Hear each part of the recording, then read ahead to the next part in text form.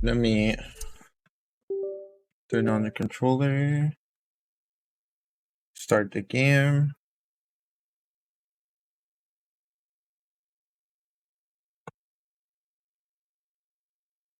Now I'm gonna probably have to tab out of the game. Also, you see the mouse, it should go away.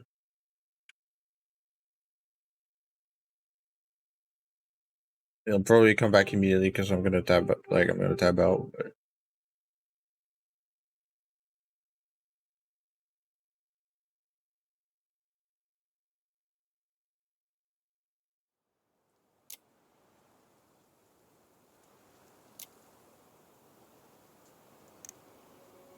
Okay, yeah. All the game music goes away. It's fine. Okay, I think I pinned it in general. I did.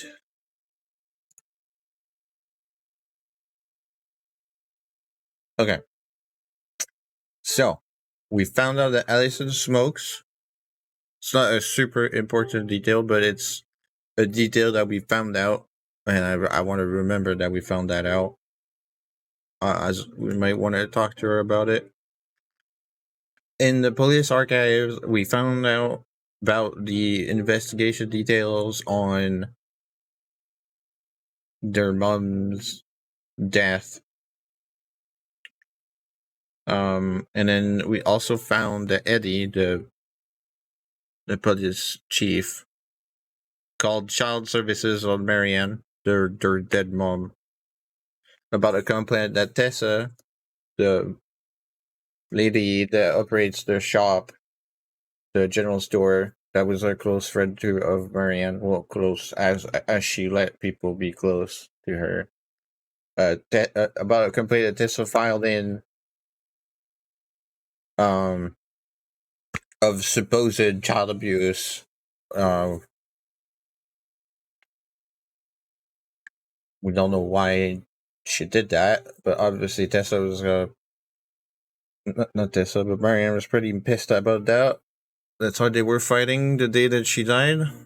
Eddie said that he had not had any contact with her for weeks, which is a big giant lie because he saw her the same day. And all of that might be related to Tessa trying to get back at Marianne for not paying off her debts, because it had been a couple months now that she wasn't paying off her debts. So we definitely need to talk to Tessa, and maybe we need to talk to Eddie as well about all this shit. So yeah, that's the recap.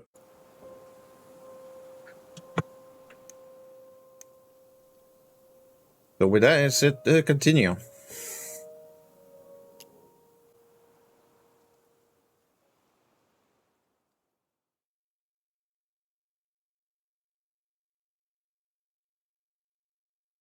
Allison, what's going on? Just hurry it up with those files. I think we were done with the files. I think.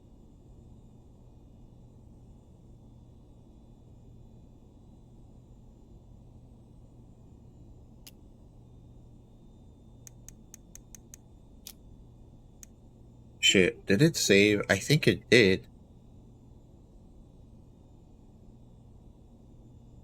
I'm pretty sure that's why I stopped here.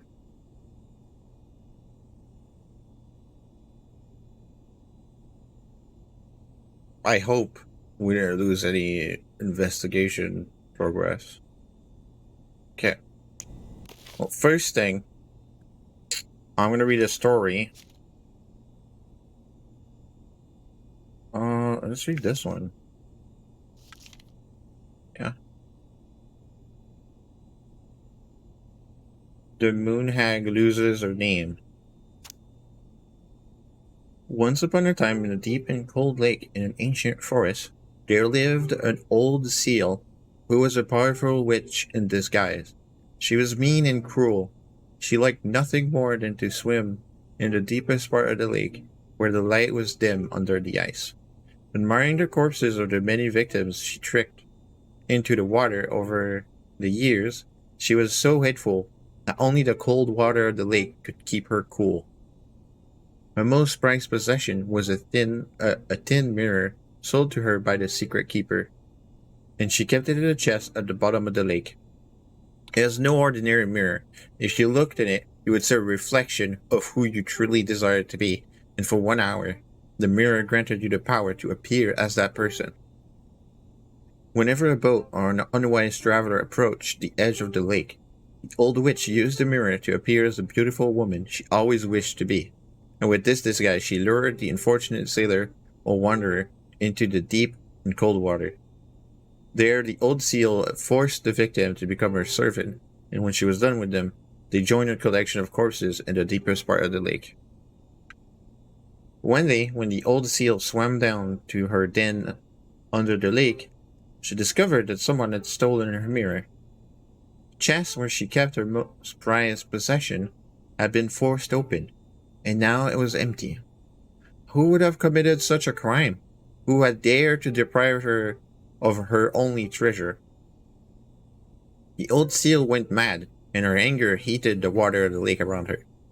For a time, everyone was happy with the temperature change, for the weather suddenly became sweeter and the air warmer.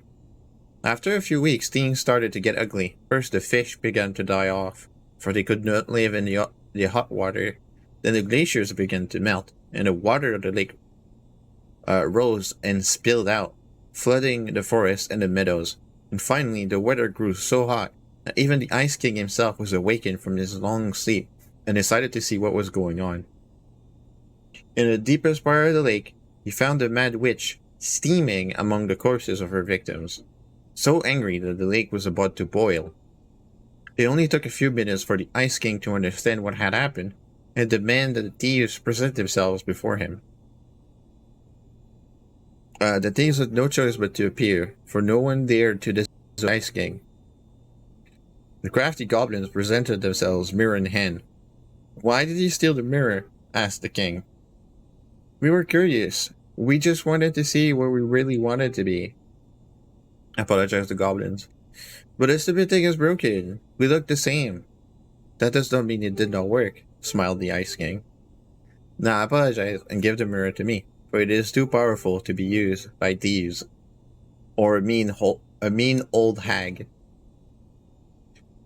The goblins apologized and gave the mirror to the Ice King, but the old seal was still angry. "And what about me?" she asked. "I have been deprived of my treasure and demand compensation." The Ice King frowned as he spoke again. "Old hag, you are mean and cruel, but I concede you have been wronged. For now you will be allowed to leave the lake and walk the earth as the hag you really are, but only when the moon is full. And you, goblins, you had better stay away from the lake, for I won't protect you from the moon hag's wrath." And this is how the two goblins forced the moon hag to change her name.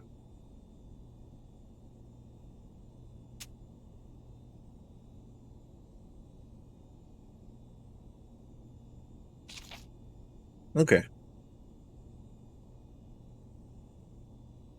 I feel like I should read another one. We'll progress a tiny bit. I'll try to read them very frequently. Like I'm only halfway through the book now. And there's, you know,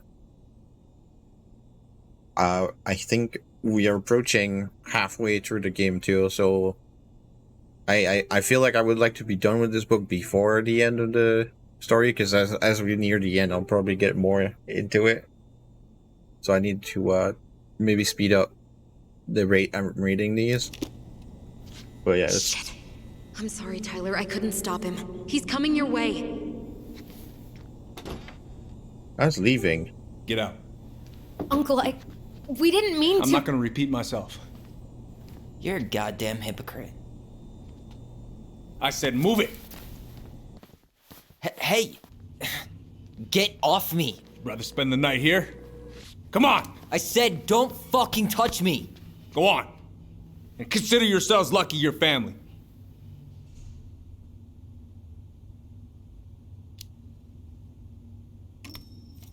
You're right. Family. And for Allison's sake, we should talk. About what? We saw our file. We know about social services. Why? Why did you turn your back on her? Why did Tessa?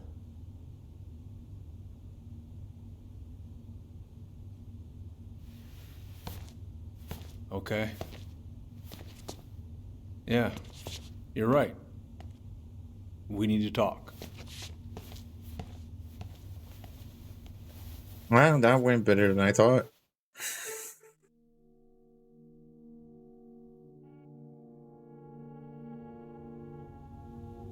The winter before your mother's death was hard.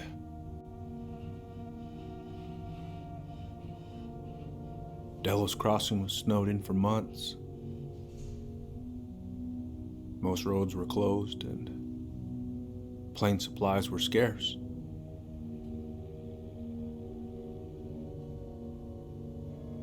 Everyone was struggling. Especially Marianne. Yeah. She was always just scraping by. And that winter left nothing to scrape up. Even if locals had found time to help her. You know, I'm not sure your mother would have accepted.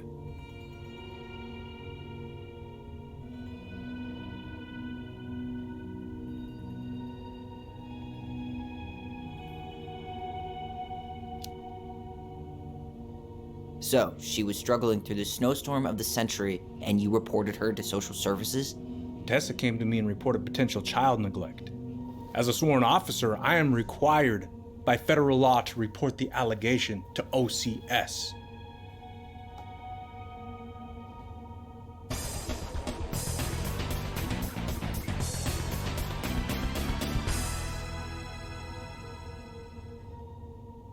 Aceless. Well, you're not that late. Well, you're really not that late. You barely missed any critical information. But hello, I hope you're good. That snake? Pretending to care? To be her friend? Just to stab her in the back when she was down? Tessa helped out your family for years. I'm convinced her concern was real. Of course you would. Just following the law then. Right. Is that why you came over that day, before she died? You felt shitty, didn't you? That's why you broke procedure? I had to warn her that it was happening and that it wasn't looking good. An assessment worker had been assigned and started doing background checks. What else was I supposed to do? I thought always telling each other the truth was our #1 rule. Still is, little moose. And yet you still lied. I didn't want you two putting yourselves through unnecessary hurt. But you're adults and that was your choice to make. I'm truly sorry. Thank you, Uncle.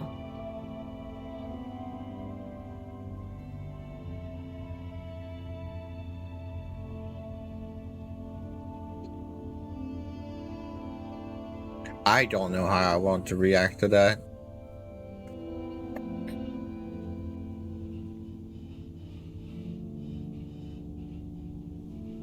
I think it's fucking bullshit. I just don't know if I should snap. I don't know if I'm able to, like, not snap at Eddie and go confront Tessa. Because there's no way I want Tessa to just get away with it.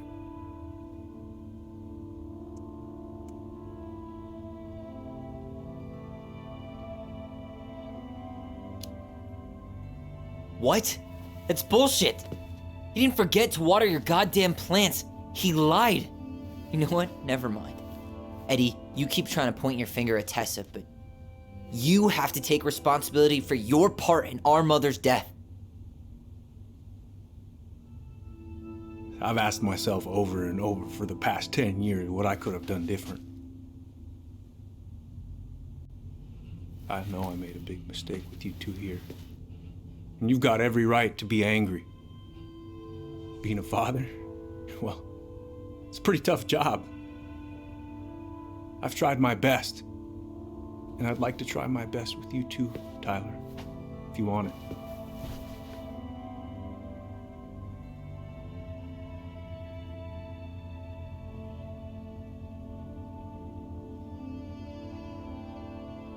Yeah, I think we can get there. I'm open to getting there. But it's gonna take some time before we're a big, happy family. I respect that. It's hard work rebuilding trust. But you've got a place here whenever you need it.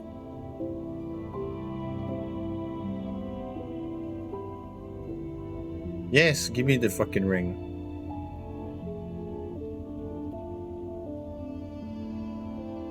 Nice. Group hug? No. Nah, no. Absolutely not. Yeah, absolutely fucking not. All right, I'm really gonna have to kick you out now. No rest for the wicked, huh?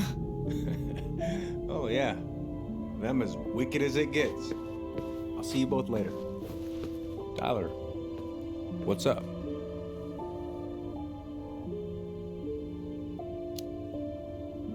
So, I saw the invoice from Fireweed.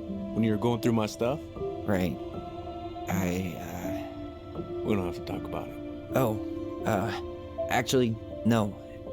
I'm not gonna let you tough guy your way out of this. You didn't have to do that, but you did. And going to Fireweed was everything. So, thank you. Okay? Okay, Tyler. You're welcome.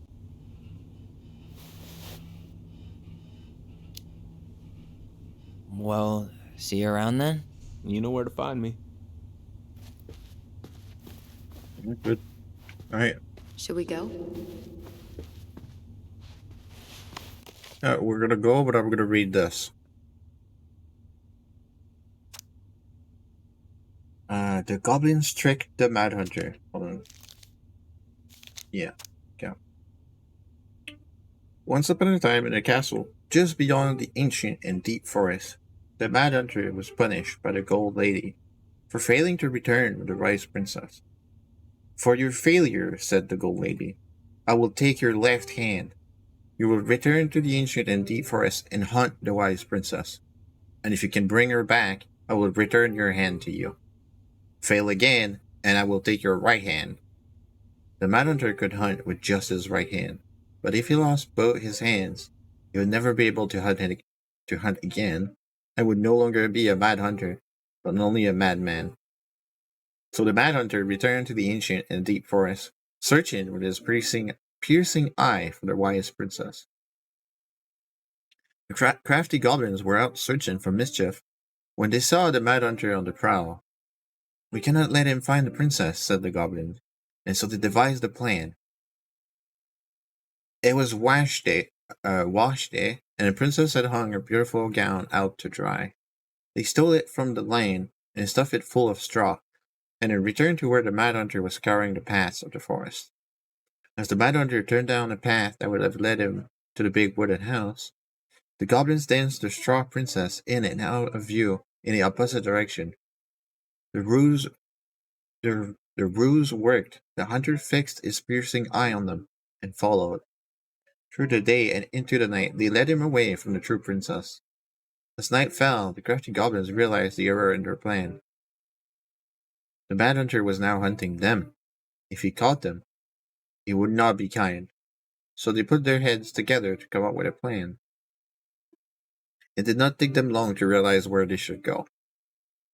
They led the Mad Hunter to the edge of a deep and icy lake, and when he came into view, they weighted the fake princess down with stones and dropped her into frigid water, careful not to plunge into the depths themselves, lest the moon hag take her revenge on them. The Mad Hunter removed his clothing and dove in after the fake princess. He followed the shape of the sinking princess deep into the chilling water down below where ice covered the lake's surface. Finally, he caught her, but when he spun her toward him, He realized she had no head and that her body was stuffed with straw.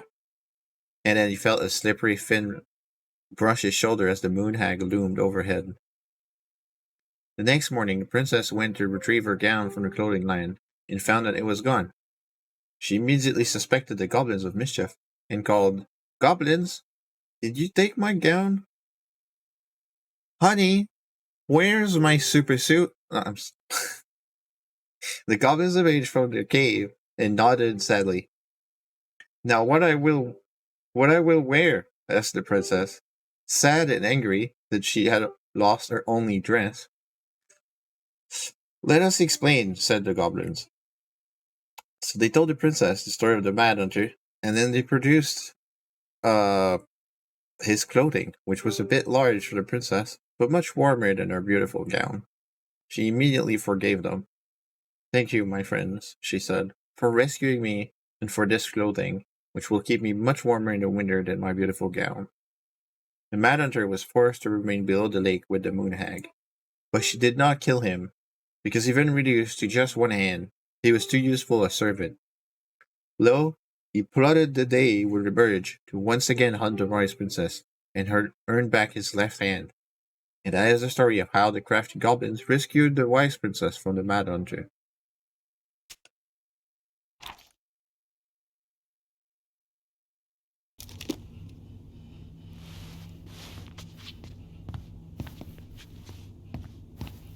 Yeah.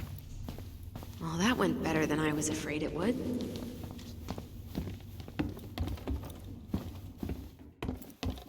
Yeah, I'd agree with that. That went much better. What happened up there? Long story. Hey, you know the drill. Chin up. Yeah. Chin up, stand tall. Atta girl. I could use a beer. It's noon. Which means that by the time I drink one, it'll be afternoon. You kids be careful I out can't there, be yeah? expected to enjoy my pulled pork sandwich without a cold one. Are we still on for lunch tomorrow? Yeah, sure. I'll text you.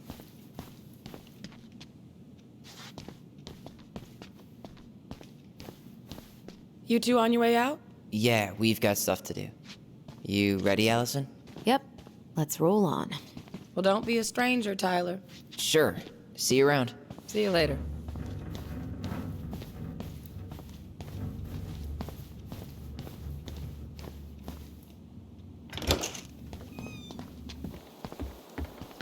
Allison, What? you feel like shit. How can you tell? Because I feel like shit. What are we gonna do about Tessa? Nothing. Look, we're not gonna do anything. That's enough, Tyler. Talk to Tessa? Why? What are you looking for? What are you expecting her to say? I thought she loved us. Really? Chief Brown, is it true? Is she... Oh my God. Children, Tessa, you need to leave. Come on, kids. Everything is going to be all right, okay? You're going to be okay, I promise. Go home. You can't be here right now. Oh God. Oh God.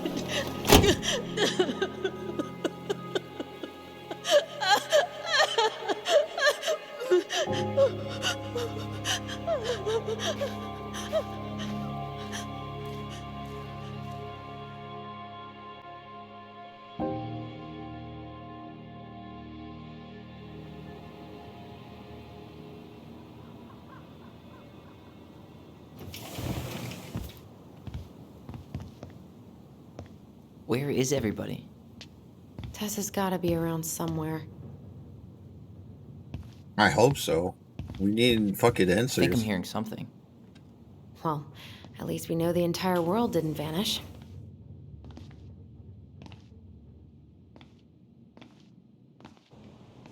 But given who is here, we can't count out the rapture quite yet. I need to take a breather. I'm gonna do a bit of shopping. You look for Tessa, okay? On it. stopped to take a leak. Just as I was finishing up, what do I see? Right. Let's read another one. The Pelican helps her friends. Once upon a time, in a deep and ancient forest, an early winter storm blanketed everything in snow. It was so early in the year that the creatures of the forest were not yet ready for an ordinary winter, much less a bad one, and everyone agreed the storm was a sign that the Ice King had plans for a long, cold winter. The princess had grown up in a kingdom where it was sunny all year long, and the goblins were very young, so no one in the big wooden house knew how to prepare for such a winter. The house was not well insulated, and it did not have enough fuel or food. Only the pious pelican noticed their plight, and when it came time to fly south with the other birds, her heart was heavy in sadness. What can I do? She thought. I'm a migratory bird, and if I were to stay, who would look after my flock? Time came to go, and the pelican struggled to take flight. It felt as though a leaden weight were stuck right in the center of her chest. What can I do? She thought. I'm a migratory bird, and if I were to stay, who would look after my flock? She managed to take off, but only just barely, flapping fiercely to catch up with the other birds. As the pious pelican began her journey, the storm picked up, battering her to and fro. She had fallen well behind the flock, and she was already growing tired. But for all her challenges in the air, she could tell things were much worse underground. A deep freeze had settled over the forest. The leaden weight in her chest grew heavier as she thought of the princess and the goblins. What can I do? She thought. I'm a migratory bird, and if I were to stay, who would look after my flock? The storm intensified, and the pelican was in total whiteout. She knew she should have despaired, but all she could feel was the weight, which just groaned and groaned until she thought she might drop out of the sky. She had felt called to help the princess and the goblins, but she had ignored it. I should have stayed, she thought.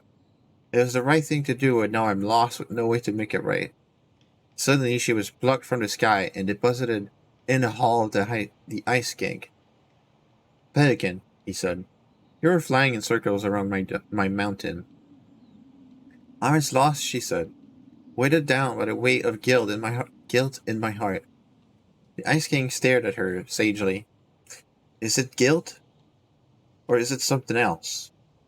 Open your beak. He reached out inside of her, pulling out a glowing stone. The pious pelican was surprised at how it filled her with warmth, chasing away cold and her doubt. You know what you must do, said the Ice King. The pious pelican flew straight to the big wooden house. Snow had already blown in through its many cracks, and ice crept across the floorboards. She found the princess and the goblins huddled in front of the quiet hearth, nearly frozen solid. No! She cried. And she placed the stone in the princess's lap. The warmth of it spread through the whole of the house, melting all that had frozen. The princess threw her arms around the pelican's chest, and the goblins clung to her legs. Thank you, they cried. You're welcome, said the pelican, smiling in deep satisfaction. What is that? Asked the princess, staring at the wonderful stone. At first, said the pelican, I thought it was my guilt. But when the Ice King pulled it out of me, I realized it was something much more powerful. Just then, the storm broke and the skies cleared. The pelican filled the big wooden house's larder with food from her beak, and then she took to the skies. Lightened by the knowledge that through her charity, everyone in the big wooden house would be warm and fed until spring. And that is the story of how the pious pelican saved the wise princess and the crafty goblins from the long winter. That is such a wholesome story.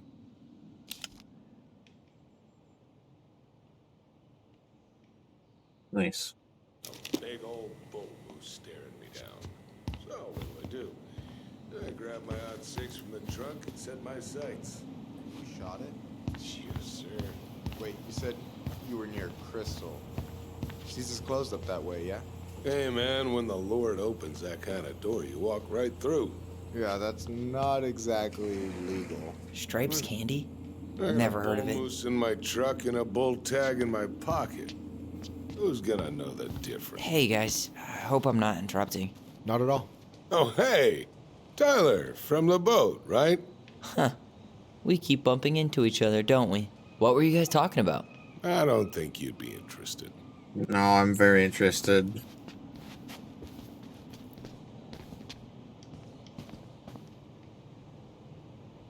You two just can't stay away, huh? Unfortunately, we're looking for Tessa again. Well, she took off about half an hour ago. Sorry. Do you know if she'll be back soon? I don't know if she's even coming back. No one tells me anything. How about Tom? He busy? He's been in the office all morning, so who knows? But it's Tom, so it's probably safe to interrupt him. Thanks. I wish I could say thanks. Doing some shopping?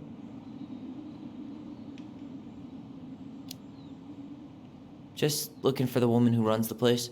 The shopkeeper's wife? Can't say I've seen her around. So, I heard you were shooting moose outside your permit area. Not really any of your business now, is it? Come on. I'm not gonna report you, but it's a shitty thing to do. I think it's time to finish up your shopping and move on, brother. Yeah, I'll do that.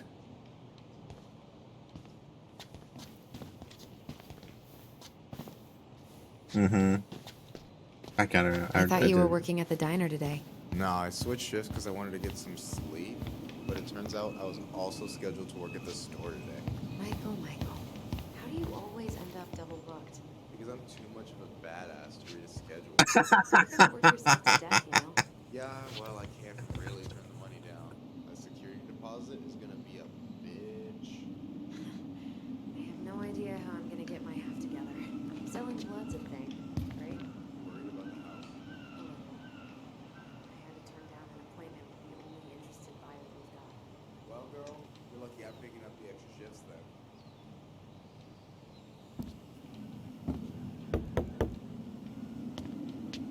Come in.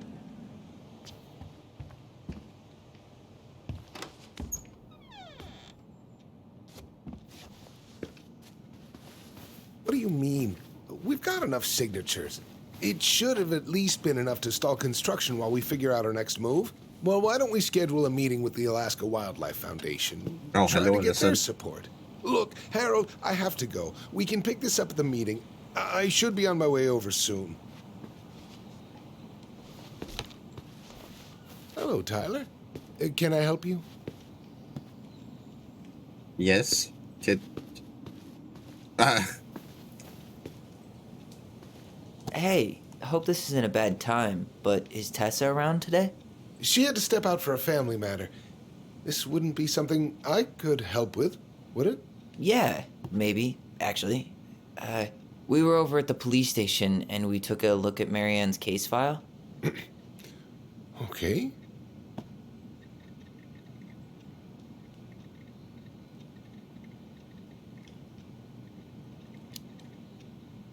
Tessa reported Marianne to social services. Did you know? Vaguely. But I didn't get involved. I didn't think I really had anything to add. You never thought to mention it? Well, now, I'm not sure how a thing like that would have come up. And I didn't want to rub salt in any wounds. How about when we were in the store yesterday asking about it point blank? That was between you and Tessa. I try to stay out of other people's affairs.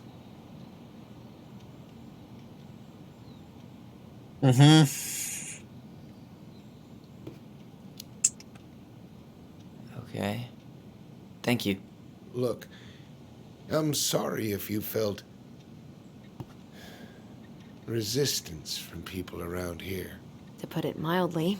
Allison, you know this better than anybody. But your mother's death left a scar on this community. Now, I won't claim we went through anything close to what you did, but it was a cruel reminder of the limits of trust.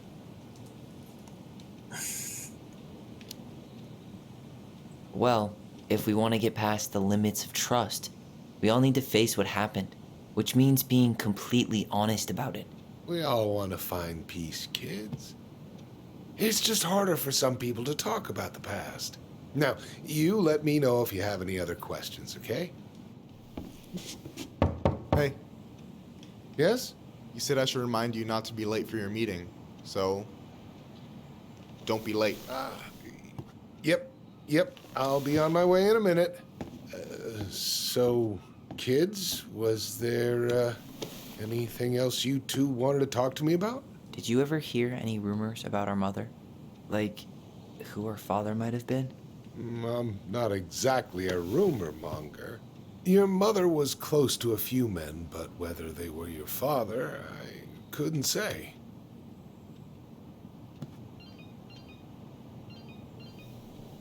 But look, oh, gosh. I'm sorry. I really have to go. Michael, could you finish up the storage room and then just close up? Yeah, sure thing, boss man. See you later.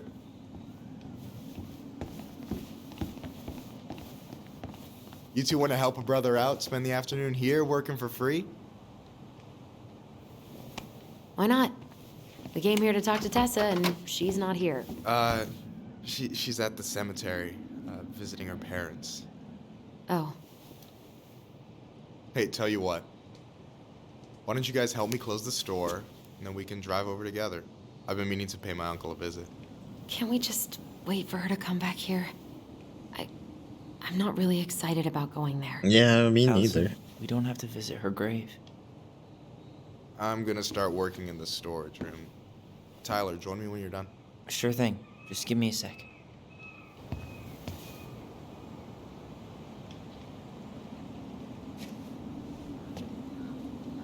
Okay, let me read another story. This is getting a little rough. Little rough.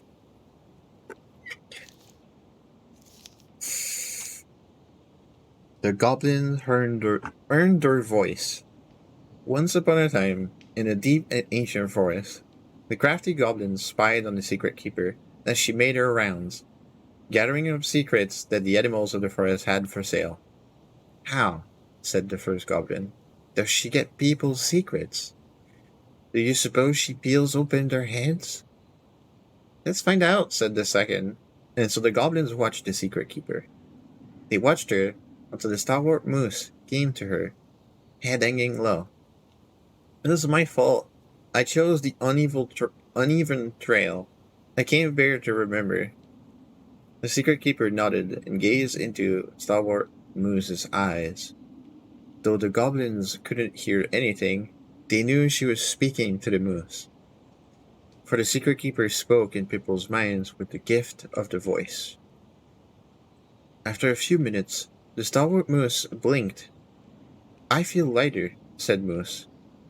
Did I just give you something? The secret keeper nodded, handing him a coin. The stalwart moose nodded and plodded along down the trail. He spied the goblins hiding in the woods and narrowed his eyes, for he knew the goblins were often up to mischief. The two goblins whistled innocently, and the moose was forced to carry on because they were not doing anything obviously bad.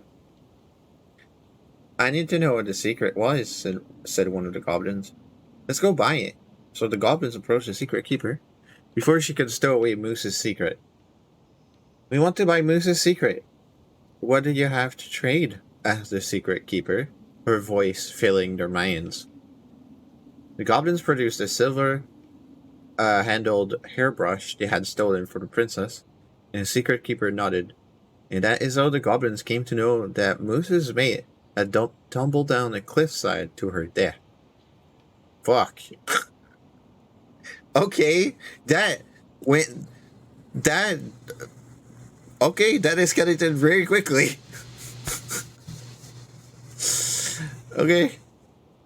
The secret keeper moved on. The first of the goblins said, I want to know more. So the goblins followed the secret keeper, hoping to find where she hid the secrets. They followed her to the peak of a nearby ridge and watched as she stowed the rest of the day's secrets high in a cloud. When she had gone, they climbed to a high spruce tree that disappeared into the misty sky.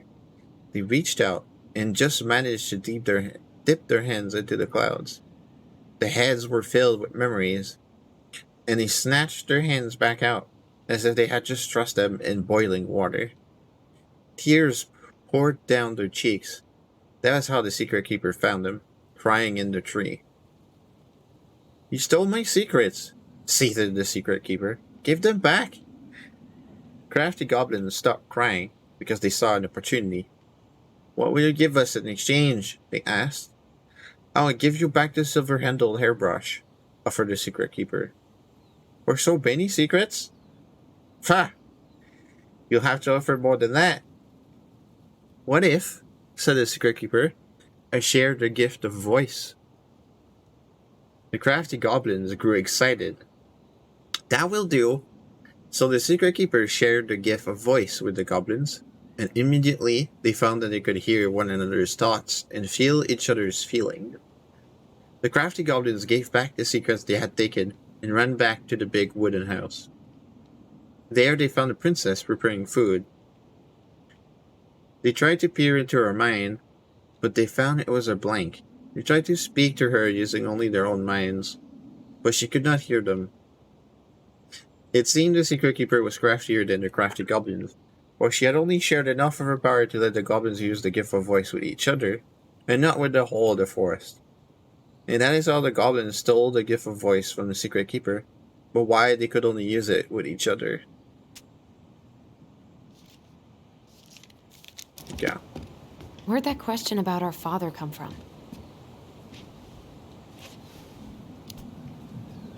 Oh, I don't know. It was a weird thing to ask, I guess. Hey, so you look less than thrilled with the plan. Yeah, like I said, I am not stoked to be going to the cemetery. I know, but I'll be there too. And Michael. I'm not sure I want to drag him into this. Hey, he offered. He wants to be there for you. For me, huh? Well, we need to get the store closed, so go give him a hand. Okay.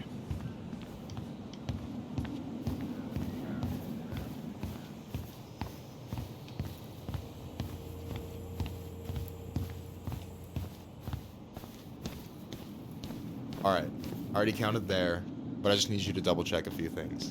It's not complicated. I've got this in the bag. Oh yeah? Because you're just that good, huh? I'm clowning. I don't even know where to begin. What do I do? Yeah, let's start with an easy one, alright? Go to the back of the room and tell me how many cans of Molto Bene brand tomato sauce we have left. Aye aye. Jesus already forgot.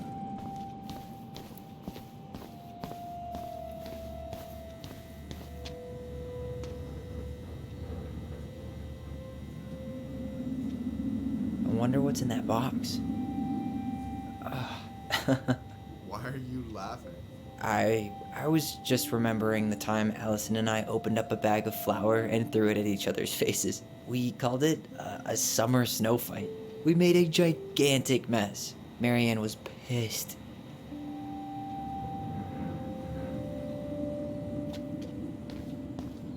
You know, when you think about it, glass is really just tortured sand.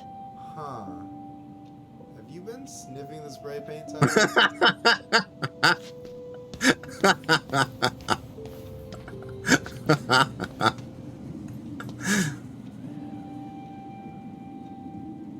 Maybe I should pick up some for Allison? We could use some of that at the house.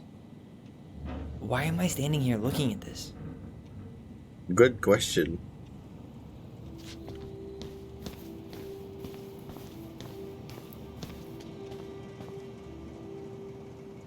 We could use some of that at the house. Why am I standing here looking at this?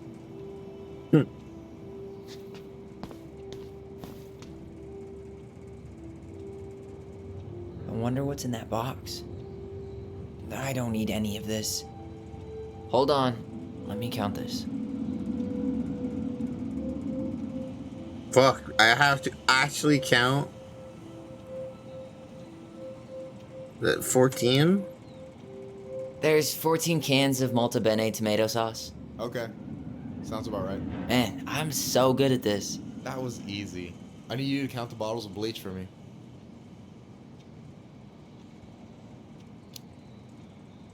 On it. I have no fucking clue where the bleach is, but...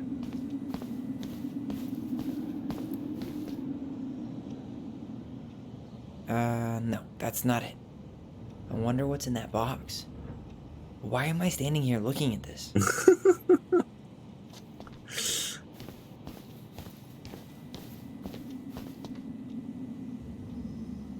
Maybe I should pick up some for Allison? I wonder what's in that box.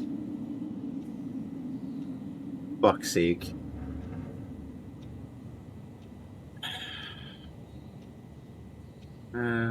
That's 7. No, that's 6. 6? Alright. Not bad, Tyler. Not bad. Careful. They might give me your job. Oh, you can have it. What's next? Come here and help me with this.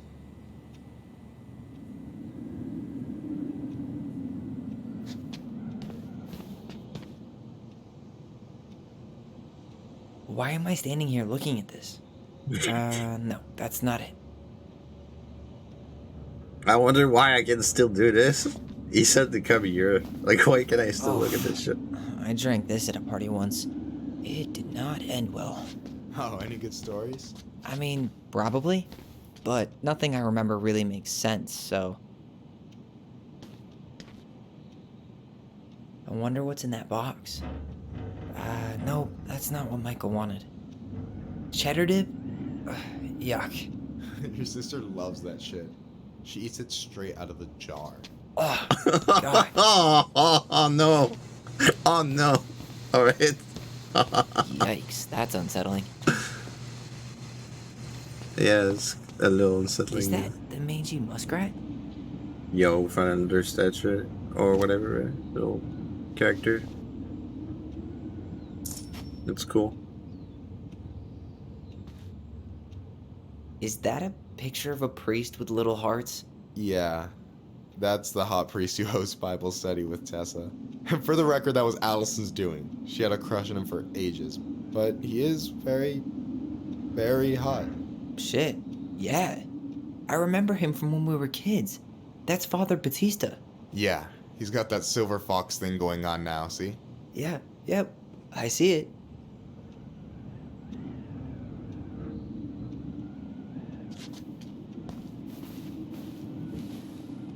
Tired already? You're not letting me sit? Hey, you remember the ad for this? What was their slogan again? Huh. Something poetic about time travel and life being weird, I think. That looks like Life is Strange. Time travel and life being weird. That's literally a fucking reference to Life is Strange. Like this. With the photograph, like with the photo camera and the blue butterfly. It can't be anything else. Alright, let me look at the rat. Oh, we missed one. Damn it. The mangy muskrat is a lazy, cowardly creature who spends most of his time lying around in the sun, cleaning his coat. Right. Read another story. The big frog is punished. Once upon a time, in an ancient and deep forest, there lived a big frog in a small pond. She was no ordinary frog, for she had been given the gift of speech when she saved the princess from the Mad Hunter. From the morning to the evening, she did everything the other frogs did, except that she knew how to speak. Everybody in the forest could hear her loud voice, and everybody was unhappy with that. Because she never stopped babbling. She babbled about the too hot sun and the too deep pond, about the rain to come, and all the delicious flies she had eaten. Across the forest, all the creatures tolerated the endless noise until one day they could not deal with it anymore. They asked the big frog to quiet down. "I can't," said the big frog. "This is what I do. Before the princess kissed me, I croaked all day long, and y'all liked what I did. This is the same, except you can understand what I say. And now you find it irritating. But I can't change what I am, can I? Could you?" All the creatures agreed that she was right. And it was rude of them to ask the big frog to stop doing what she had always done.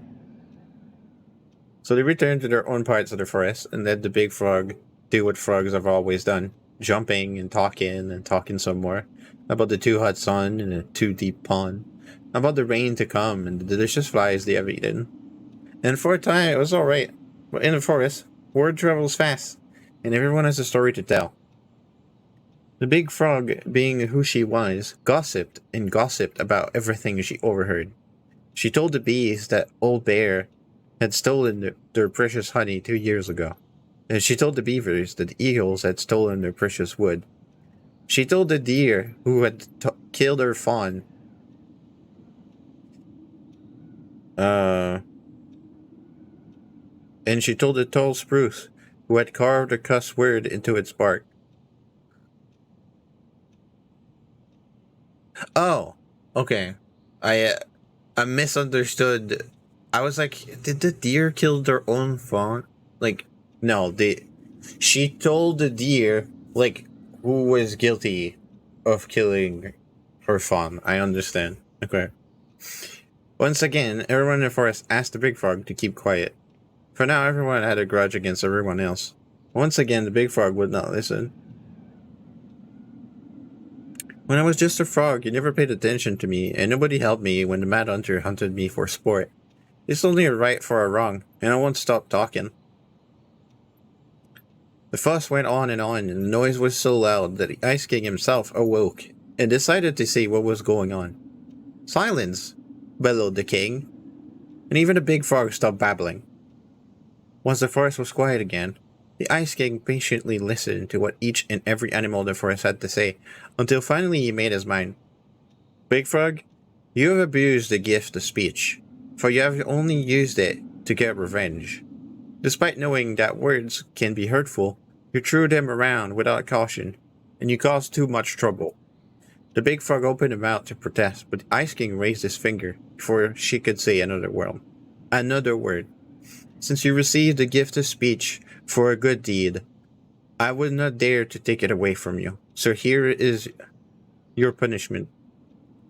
I will tell you the biggest of my secrets. It is a secret so powerful and so dangerous that it will frighten you. But if you ever reveal it to anyone..." The Ice King bent down and whispered such potent words in the big frog's ear that the poor creature started to tremble. "Now go on about your business, all of you, and try to forget what the big frog told you, for you are all living in the forest and you have nowhere else to go." And this is how the big frog irritated the Ice King and how she was punished.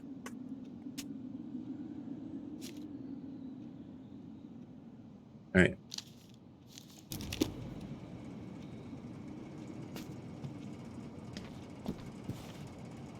What's up? I need your opinion on this masterpiece. Is that supposed to be me? Yeah, come on, look at the hair. Nailed it, right?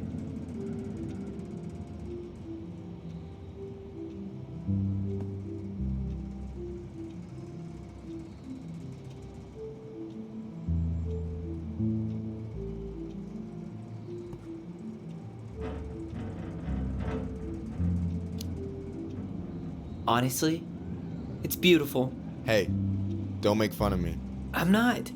Oh, maybe a little bit, but I like it. For real. Well, it helps to have a good model. So, this is what you're up to while I was out there doing your work? What can I say? I'm a multitasker. Hey, multitasker. I think you made a mistake here. Total amount should be 36. Oh, How dare you, sir?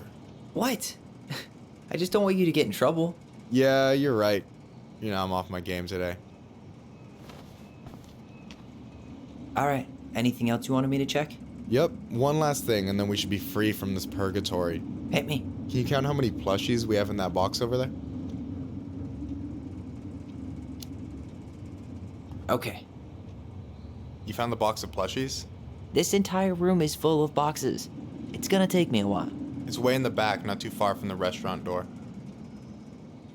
Oh well. I don't want the clue, but whatever.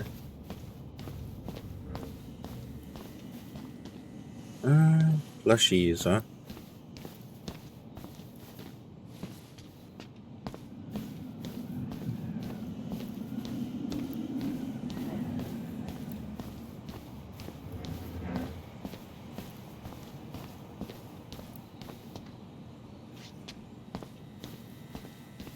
What? Is it covered with something?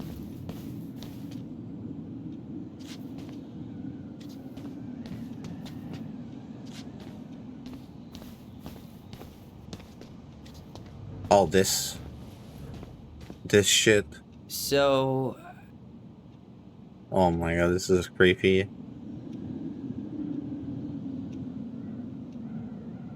Oh my god. 1, 2, 3, 4, 5, 6, 7, 8, 9, 10, 11. I guess, because, like, it's not 8 or 6, because I counted 9. you've got about 11 left in that box. Did I get it wrong? Michael? Ouch, what the fuck? Hey, sorry. It was just too tempting. Lesson number 1 in the ancient art of inventory. Never let your guard down. You have no idea what you just started. First one with 3 confirmed hits wins. Cool?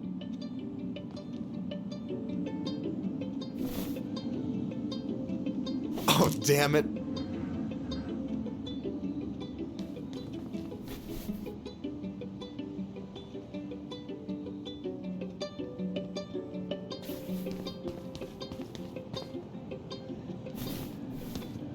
Oh, come on. Is that all you got, Ronan? Just you wait. I've got a strategy. Oh, yeah? We'll see.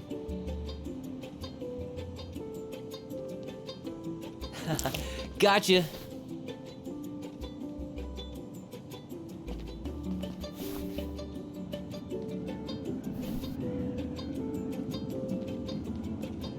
So, is this a typical workday for you? Nah, I usually don't have such good-looking company back here. Oh, so I'm good-looking company, huh? Yeah, well, don't let it get to your head. I'm still destroying you.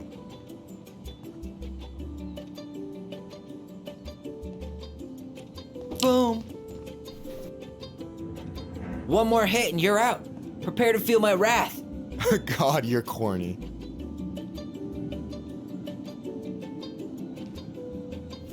Are you kidding? Like, come on. Hey, is it cool that we're throwing these toys around? Aren't you guys gonna, like, sell them? Nah, supplier made a typo on Vecchi. Can't sell any of them. Cool. No harm, no foul then.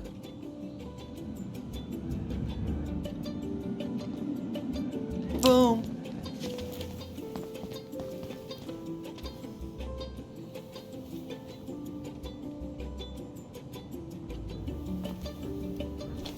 Oh, man, you're good. I told you not to doubt the golden arm. Well, we'll never make that mistake again. Okay, I'll need to finish this inventory thing real quick. Your sister's probably done already. Here, let's hit the bitch's grotto. The what? Fancy name for the couch where Allison and I sit during breaks. Ah, alright, cool. Let me see what you've done with the place.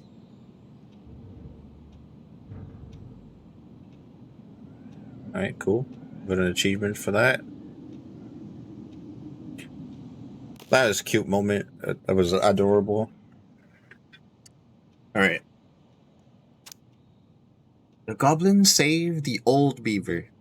Once upon a time, in a deep and ancient forest, winter gave way to spring in a sudden burst of warm air that melted all the snow and all the ice all at once. The river swelled until it could no longer hold all the river in, and then it spilled out to create new rivers in places where no one was expecting them. The whole of the forest went into a panic, looking for shelter from the rising waters. The very old beaver had been working on her dam when one of those new rivers came rushing right at her. She screeched and squealed, but whatever direction she ran, more water appeared. She was caught in flooding, and though she had once been an excellent swimmer, age had taken its toll, and so the raging water carried her off at a speed she couldn't control. "Help!" she called. Crafty goblins had been running back to their cave under the big wooden house when they heard the beaver's cries. "We have to help the beaver," one goblin said. "You go one way, I'll go the other." They ran, keeping in touch with the gift of voice. Finally, one of them spotted her, twisting and tumbling in the river. But she was on the opposite side of the water, and the goblin could not reach her. "Brother," the sister goblin called out through the gift of voice. "I see her, but I can't get her. Maybe you can." "We'll try."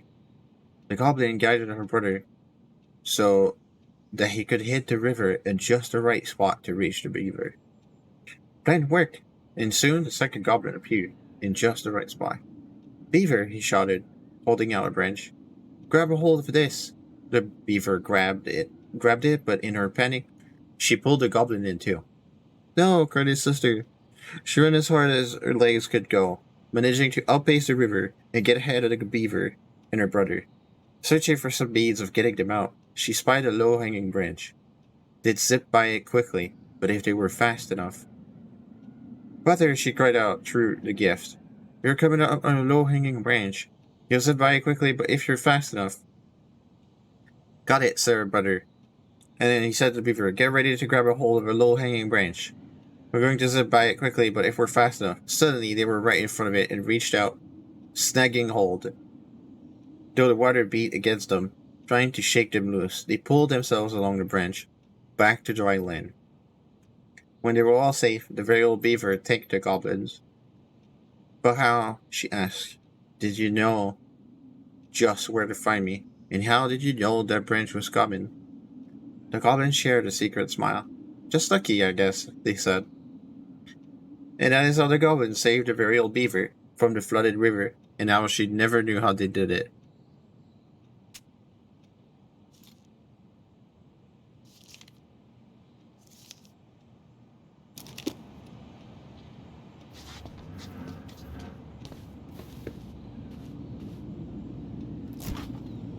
Oh, hey, see that container? That's for you. Huh? It's the trout I caught yesterday at the buzzard hole. Grilled it up with my world-renowned marinade. Holy fucking shit. Oh, wow. Thank you. World-renowned marinade, huh? What's in it? A magician never reveals his secrets. Well, hot damn. Okay. Can't we grab that? No? Just leave that there?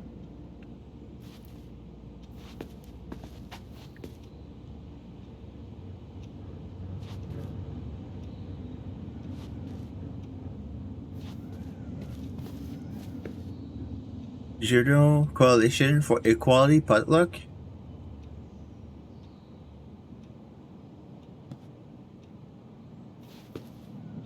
That's cool.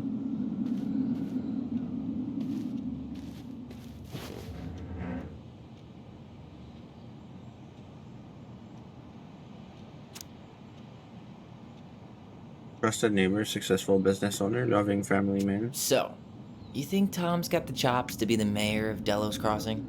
I don't know. The guy's sweet and not entirely incompetent, but it doesn't really matter. Vote for him's a vote for Tessa. She'd be the one running the show.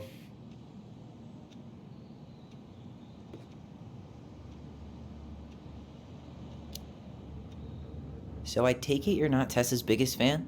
Yeah, you know, every time I put up flyers for queer events, she accidentally covers them. What? What? Now that's fucked up. Jesus, that's fucked. Oh, Jesus has nothing to do with that, trust me. Being religious doesn't mean you gotta weaponize your religion against other people. That's a choice. Yeah, I hear you.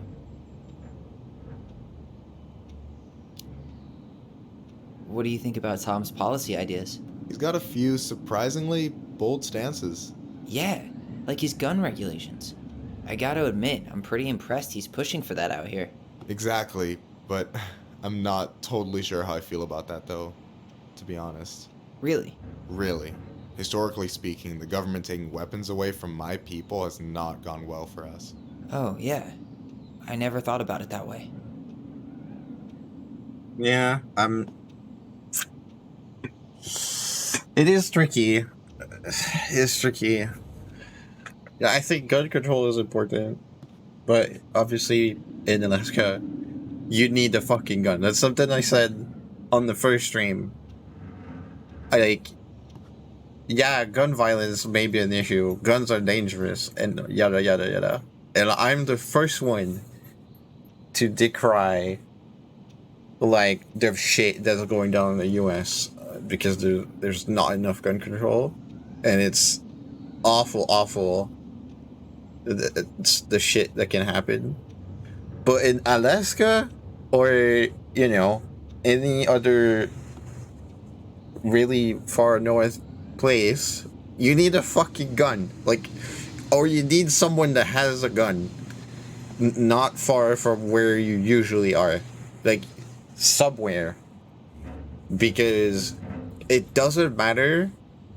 Even if no one had a gun, you would still need a gun, because there's enough natural dangers that a gun can immediately save you with. Ideally, obviously, you'd prefer to avoid having to use the gun. It would be a safety thing. Well, you need the gun. You need it, and a lot of people also hunt. And I'm not against hunting as long as it's regulated. It's kind of the same deal with the other guy that was hunting outside of the place where it was okay to hunt. That's not okay. But because of the way that regulations work, if people are not over hunting, I think hunting is fine as well. So yeah, it is a tricky thing. It's for indigenous people as well. If they've been hunting and it's part of their cultural stuff, I really wouldn't. I would tread carefully of not taking some of their shit away. That's for sure. So is he a cool boss? Cool? I'm pretty sure that's not a word anyone has ever used to describe Milquetoast Tom. But he's alright. I mean, not the worst boss I've ever had. Alright. And I'm done.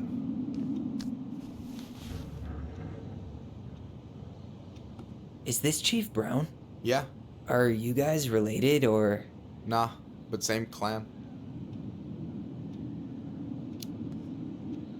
Which clan? Octopus Clan. Raven Moiety. Huh. Badass. So, you close with everybody in the clan? Yeah, we're pretty tight-knit. I mean, we're all kind of spread out, so I don't know everyone that well, but they're still family. I was really close to my Uncle William until he passed. He's the one whose grave I want to visit. Oh, yeah. Of course. Is this Chief Brown? So what's your take on him? He's a pretty alright guy, all things considered. All things considered? Like, with him being a cop and all, I mean, it's good to see someone from the clan getting shit done. And he really cares about the community. We need someone like him on top. That's good, at least. No way. You like Duplex Duo too? Yeah, Allison got me into him. We were supposed to go to his show in Juneau a few months ago. Alright, you know what's up. You listened to his earlier stuff? The Dark Arc of Destiny? Not yet. It might be a bit experimental for me, though. Yeah, definitely. One of the songs is like 9 minutes of the same MJG drum machine sample.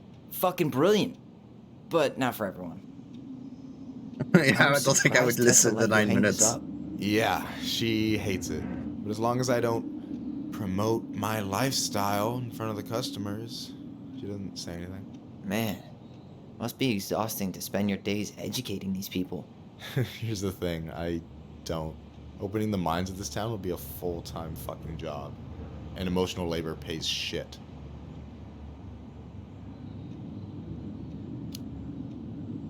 Hey, I hope this isn't too personal, but you ever been with anyone in Delos Crossing?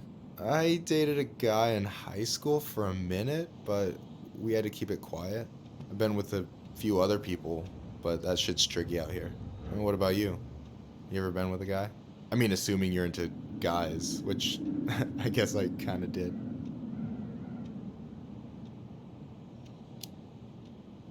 I'm still figuring my shit out. I'm not sure if I'm made to be with anyone, you know? Yeah, of course. And don't ever feel like you have to rush into anything. Yeah, I don't. But thank you. Anyway, I gotta tell you, it's so weird to finally meet the other Ronin. you mean the OG Ronin? I was born first, you know? Is that so? Thought Allison said she was. Well, our mother never actually told us, but it was me. So, why is it so weird to meet me? Because I just heard Allison tell your story so many times. She told me everything about you. Fireweed, your transition. I hope that's okay, by the way. Yeah, it's fine. She asked me first. Yeah, figures. That lady is thorough and she loves you like crazy. I know. So, yeah, you were probably the first person to know about it other than Allison. I'm glad he trusted me. And it's great to finally get to know you in the flesh. You're pretty alright. But you're not too bad yourself. I try not to be. Especially around guys I'm trying to impress. So What? I wasn't blowing smoke when I said you should move to Juneau with us. I know. I've got a community there. Could be yours too. Fitting in. There's a concept. You have no idea how life-saving a chosen family can be. It pulled me out of the dark more times than I can count. I hear you. Hey, can I ask you a question? Of course. Shoot. Why do you care so much if I move to Juneau? Look, like I said, I want to get to know you. Because I'm just that fascinating, huh? Honestly, yeah. You might be one of a kind, Tyler Ronin.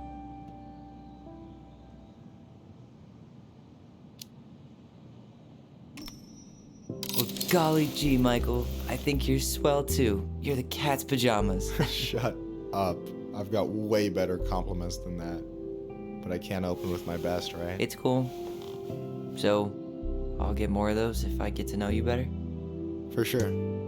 If that's something you'd be interested in. I might be. Yeah. Oh, hey. I've been standing at that counter for an hour waiting for you two dum-dums to come back. Are you guys ready to go? Mm-hmm. I think we've done about as much damage as we can back here. Yeah. Let's go.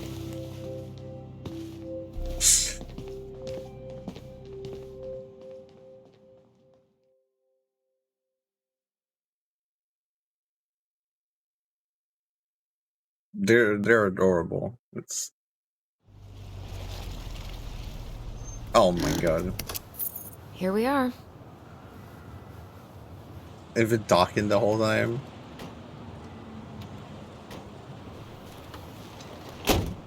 Thanks for letting me hitch a ride over.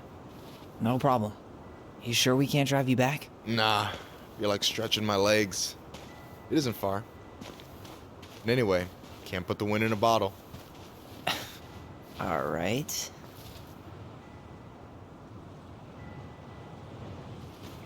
Tessa should be at her parents' grave, not far from the entrance. Look for a big crooked tree. You can't miss it. I'm gonna go check in with my uncle. Good luck. For real.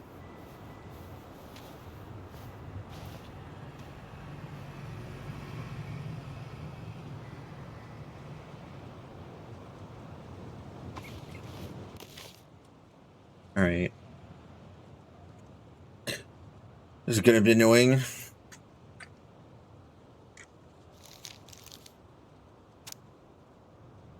There's 5 pages? How?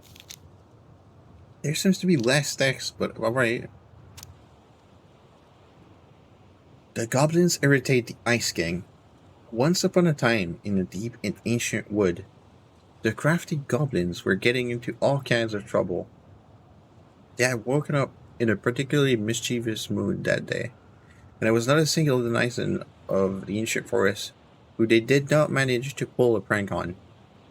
They left a mud pie in the princess's kitchen so that when she dug in, she got a big mouthful of dirt. They used paint to draw silly pictures all over Moose's antlers while he slept. They told the mangy muskrat that his coat had been returned to its former glory, which made him very sad when he rushed to the water's edge and found he was, in fact, still mangy. They stole branches from the very old beaver's dam in order to have a sword fight, and they filled the old bear's den with burrs. Every time they ran away in a fit of giggles, never stopping to consider whether their jokes had done any harm. They were on their way to fill the Pounce Pelican's beak full of bubbles when they were hoisted in the air by their legs. Though they trashed and shouted, they found themselves staring into the face of the Ice King. "All morning," he said, "I have been hearing complaints about you two." "They're just pranks," said the goblins. "No one has really been hurt." "Oh no?" asked the Ice King. They forced them to see how each of the victims of their pranks was doing. The princess had a stomach ache from swallowing the mud. The moose's antlers itched terribly when where the paint had touched them. The muskrat was crying, sad at being reminded that his vanity had cost him. The very old beaver's den was flooded, and the old bear was trying to get the burrs out of his fur, but finding most of them hopelessly tangled. "For your punishment," said the Ice King, "you must help each of them undo the harm you caused. If you do a good enough job of this, there will be no further punishment. If you do not, you will have to give me your noses, so that you can no longer stick them into other people's business." Now the goblins liked their noses right where they were, in the middle of their faces, so they set about making things right. They baked a real pie for the princess, and brewed her a tea that would settle her stomach. They scrubbed the moose's antlers clean, and covered them in soothing mud. They sat by the river with the muskrat, listened as he talked in great detail about his old coat, and then they did their best to point out all of the things that were still handsome about him, like his proud whiskers and sparkling eyes. They let the very old beaver rest while they repaired all the damage done to her den. And then finally, they removed every burr from old bear's fur, even the ones that were hopelessly tangled. In the end, they came before the Ice King to see if they had done enough. The Ice King surveyed the forest, found that everyone seemed to be back to normal. "What did you learn?" asked the Ice King. "That our pranks can make people feel bad," said the goblins. The Ice King smiled and nodded. "Yes, actions have consequences. In case you forget, I'm going to leave you with a reminder. Whenever one of your pranks is going to hurt someone, you're going to feel a little pit in your stomach. That will be your punishment and your warning." So every time after that, the goblins set out to do a prank that went a little too far. They felt a little pit in their stomachs, and they were forced to consider whether it was the right thing to do.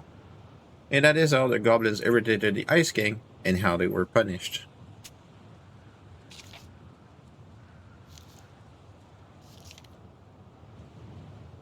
You look pretty spooked. I've never been a big fan of cemeteries, especially after. I promise after this we can chill at the house. Cool?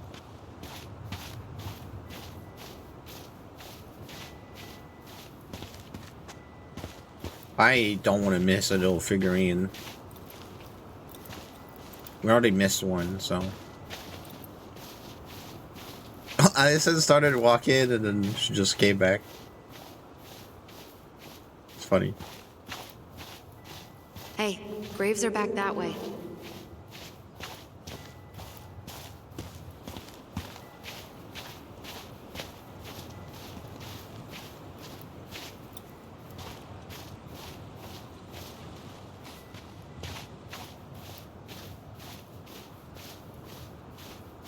never wanted to come back here. Yeah, that makes two of us.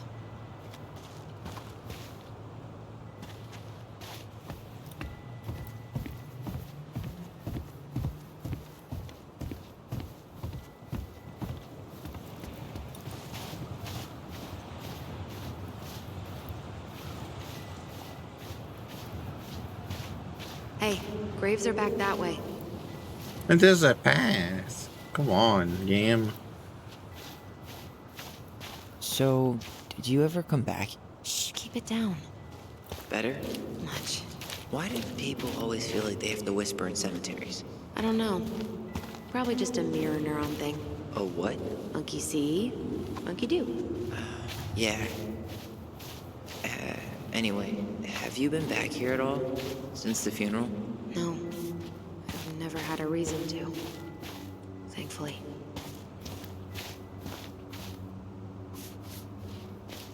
Our mother made us come here all the time. It was so weird.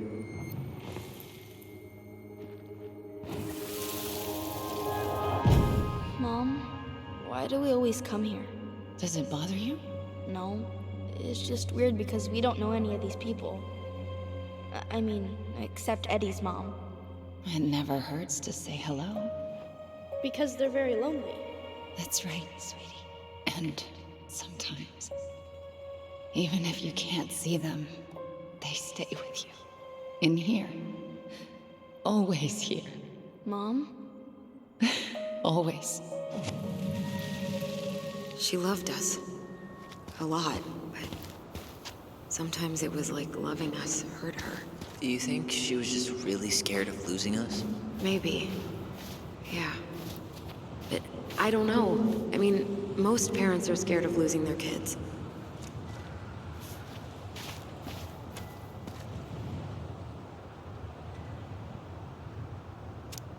Due to the national outlawing of native religions and ways of life, much of our knowledge of the old ways of Tlingit spiritual practice has been lost.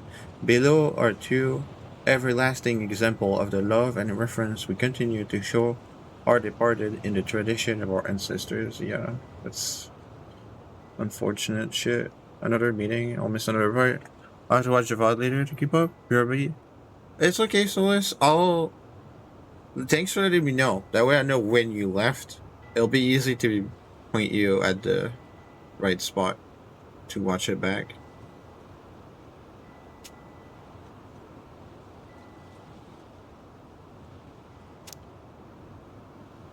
Mourning those who have journeyed to the other side. As love transcends all boundaries, the passing of a clan member is an event felt throughout the community. The people come together to mourn their loved one and lift their opposite clan members' spirits. When an eagle is being mourned, the ravens shower love and strength upon mourning eagle clans. Likewise, when a raven is being mourned, the eagles are there for the ravens. After the service, it is customary for members of the opposite moiety to comfort the grieving family by bringing out their Atuwu clan-owned regalia. I don't know anything about that, but to symbolically catch tears before they hit the ground and comfort grieving clan members with support. That sounds very attentionate.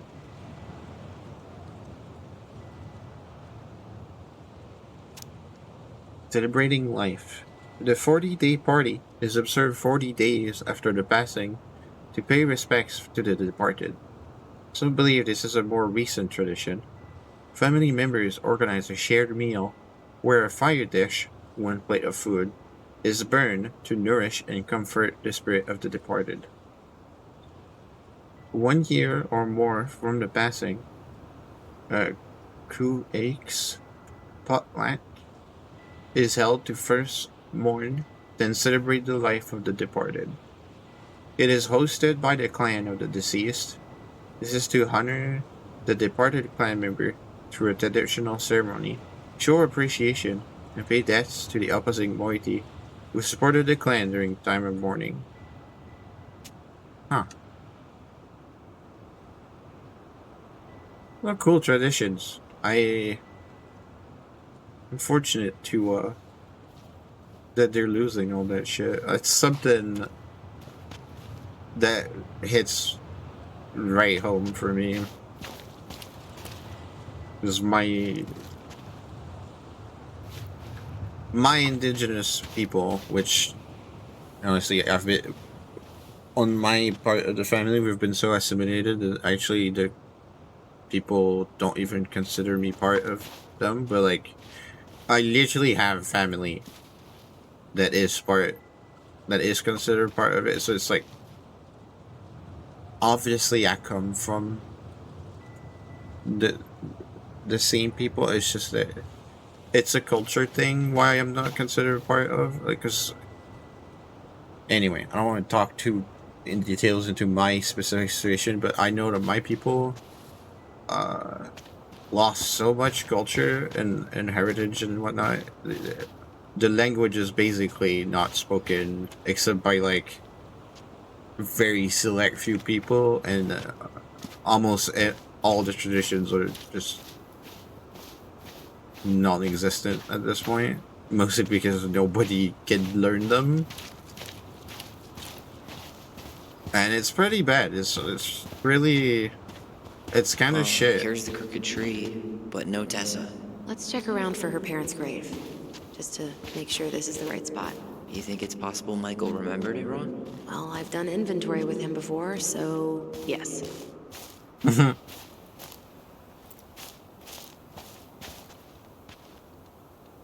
Ben, short and simple. I like it. Come on, there's only a handful left.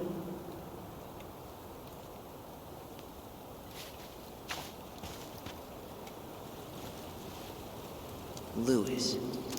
Wasn't he that fancy fisherman? Yep. Eddie still watches reruns of the show he was on. Every once in a while his face pops up. It's super weird. Yeah, I guess it might be weird. Hey, Kim's dad. No, you're not late. You made it. By definition, you're not late. Wait, is this the one we called the Big Crookedy? The exact one. Why didn't we call it Gnarls Branching? Total missed opportunity. Because we weren't hip to basketball back then? Or CeeLo Green? Damn. I remember it going all the way up to the clouds. Everything does when you're 4 feet tall.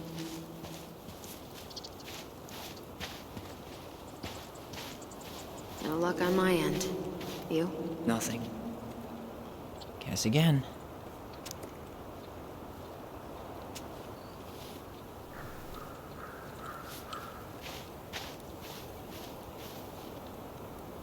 Guess again.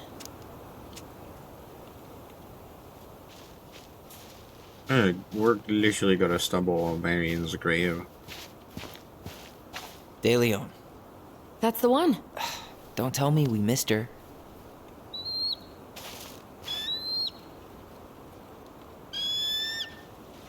Hello, Mr. Eagle. Kids. It's time.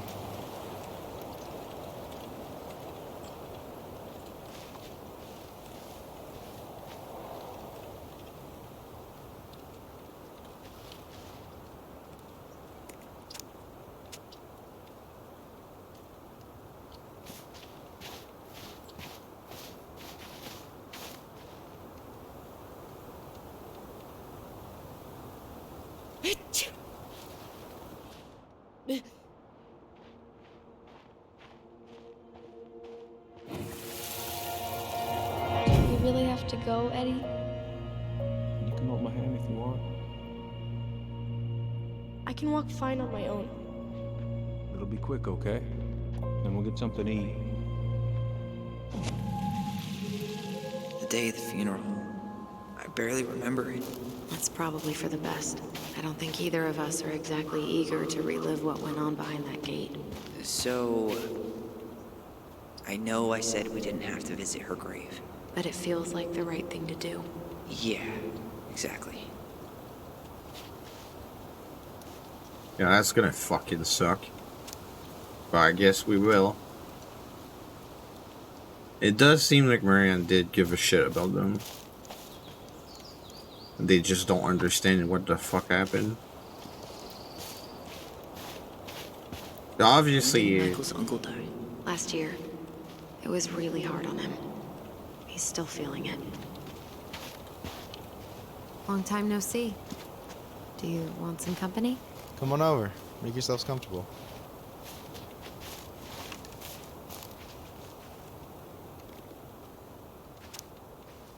So, how are you, holding up? Everything's such a mess. I thought we'd almost be done packing by now. I'm so ready to put this place behind us. At least Mr. Hollywood Handsome over there is good company. Is this a bad time? With you? Never. Don't mind me. I'm not really here. Hey, I get to see listen. your ugly mug almost every day. You're old news, lady. Oh You wound my me. god. Deeply. So, can I help you guys out somehow? So what was your uncle like? Oh boy. Where do I start? You know that one grumpy grandpa in all the sitcoms? The one that types like a T-Rex and never leaves his recliner?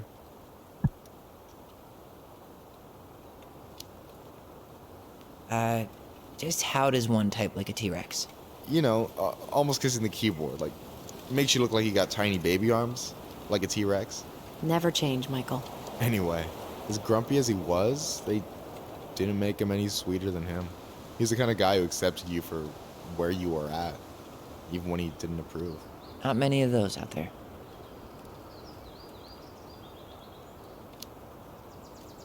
You and your uncle were really close, huh? Definitely. I could push his buttons without even trying. My family's old school Tlingit.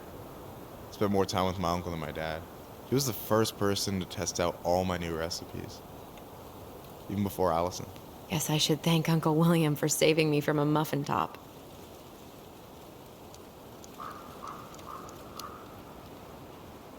Can't wait to get home and try that famous marinade.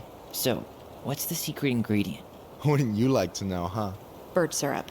How could you? Twins before hoes, Michael.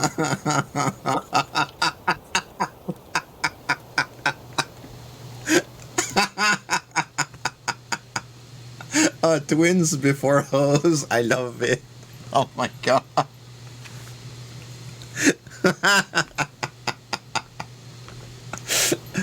This is great.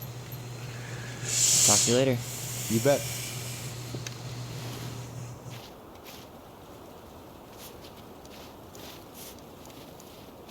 So, how are you, holding up? Everything's such a mess. I thought we'd almost be done packing by now. I'm so ready to put this place behind us. At least Mr. Hollywood Handsome over there is good company. Funny how you never mentioned what your brother looked like before he got into town. Oh, I just thought I'd surprise you.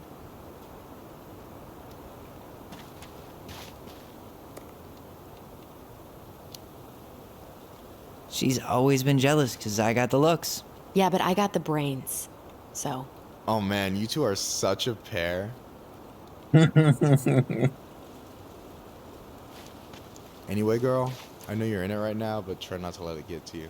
Juna's gonna seem real boring after all this, huh? God, boring sounds so good right now. Binging terrible shows while my amazing roommate cooks something delicious. Heaven.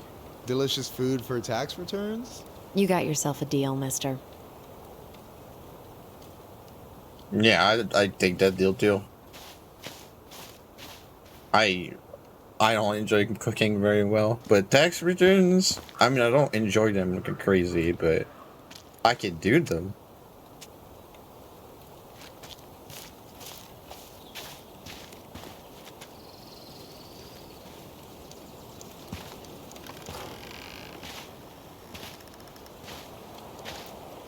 Do you remember where she is?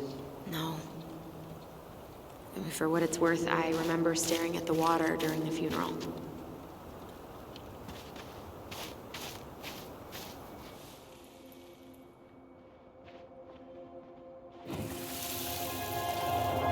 Allison, please. I'm not going. Well, Allison, only a come few back. steps in, and I'm already starting to regret this. Yeah. And he hoped that this would be easier than last time. Totally gone. At least this time no one's sending me away. I'm holding you to that. Afterwards, you and I had a moment over there by the totem, right? I wonder if we could see that. Doesn't hurt to check.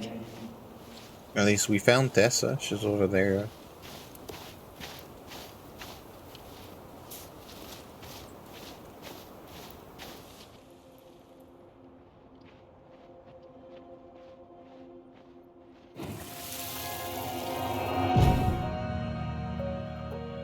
I won't let them take you away.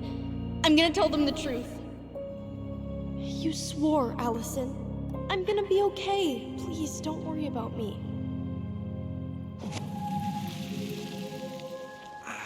I know I'm supposed to get over this Brown thing, but I really wish you'd been able to come visit that much. Yeah, me too, but... Look, I didn't make any promises that day. You did. Watch.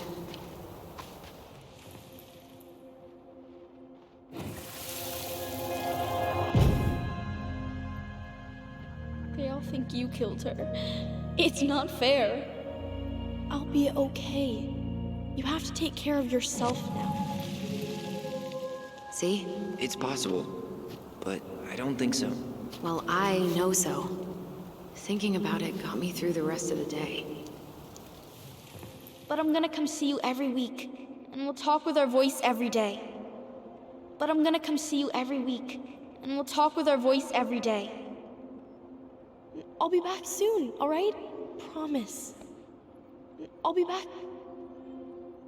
But I'm gonna come see you every week, and we'll talk with our voice every day. Soon, alright? Promise. I'll be back soon, alright? Promise. I'll be back soon, alright? Promise.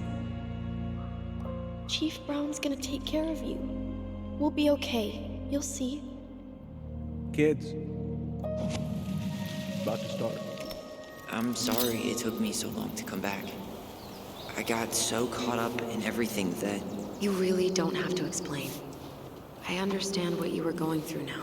Are you ever gonna let me finish my sentences? Maybe someday, but not today.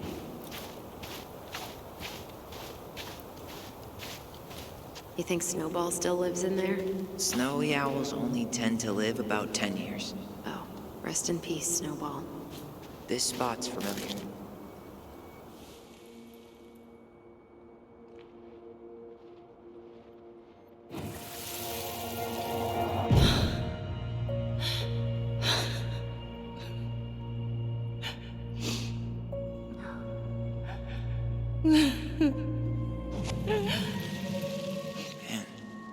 How hard Marianne took it when Eddie's mom died. Well, we were only 4, but yeah. She lost one of her only friends. She was always saying how she never would have found a place in Delos Crossing without Carol. You think her death kicked off Marianne's, you know? It definitely didn't help, but no. It was years later.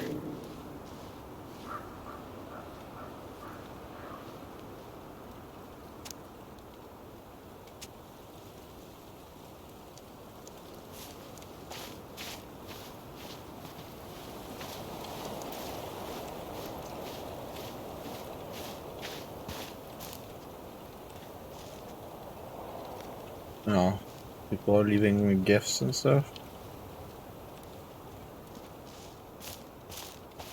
Graveyards suck. I mean, they're important for healing and shit, but they fucking suck. Like, they're just sad. But I know people, like, I know they're very, very, very important and needed. Like, I've needed them too.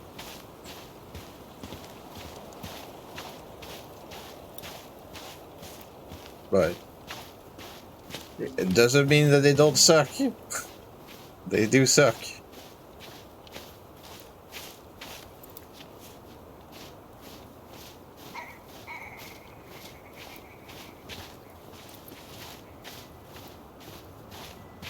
Ty. this is it. Right? Yeah. God, I think I need a second. I'm gonna have a look around, okay? I'll be right back. Yeah, all good.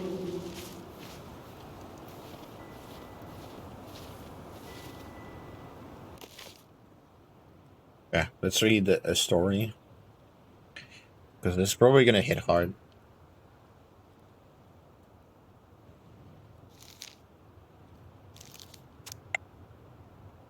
The Pelican Forgives the Goblins. Once upon a time, in a deep and ancient forest, there lived a pair of crafty goblins in a cave below a big wooden house. They lived with a wise princess who shared as much food with them as she was able. But it was never quite enough. This left the goblins hungry. Very hungry. Always hungry. One day as they were out foraging for food, the Paus Pelican landed on a rock and dumped a smorgasbord from her beak, which the goblins knew was magic and never emptied. There were king crabs in red, blue, gold, and scarlet, veiny blue shrimp, pink-shelled scallops, oblong brown clams, purple shiny urchins, and even one prickly red sea cucumber. The food just kept coming. They watched as the pelican ate one clam and then took a nap. "Do you think she would mind if we took just a little?" asked one goblin to the other. "Her beak never empties. She won't possibly miss a couple of crabs," said the second, licking her lips. They were agreed, and so they crept over, filched some crabs, and ran. The goblins scarfed the crabs, but when they finished, they found that they were still hungry. "She won't miss a handful of shrimp," said one goblin to the other. The goblins scarfed the shrimp, but when they finished, they found that they were still hungry. "Maybe also a few scallops," said one goblin to the other. The goblins scarfed the scallops, but when they were finished, they found that they were still hungry. So they went back for clams, and then urchins, and finally even the sea cucumber. Finally they were not hungry, but there was also nothing left. Just then the pelican woke up. "What happened to my food?" she asked. Unable to lie about it, the goblins confessed their crime. The pelican was dismayed, but she was a charitable-hearted bird, and she could tell the crafty goblins were growing little creatures. "Goblins," said the Paus Pelican, "I will share my food with you, but you must, in return, follow my example and be as generous with others as I am with you. Take that to heart, and I will have considered your debt paid." "But we have nothing to give," said the goblins. "You have your nimble hands and your crafty brains and your loving hearts," said the pelican.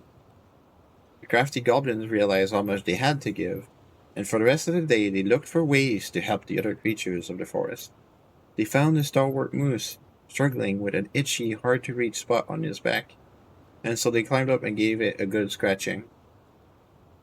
Next, they helped the old bear who could not get the honey out of a narrow beehive.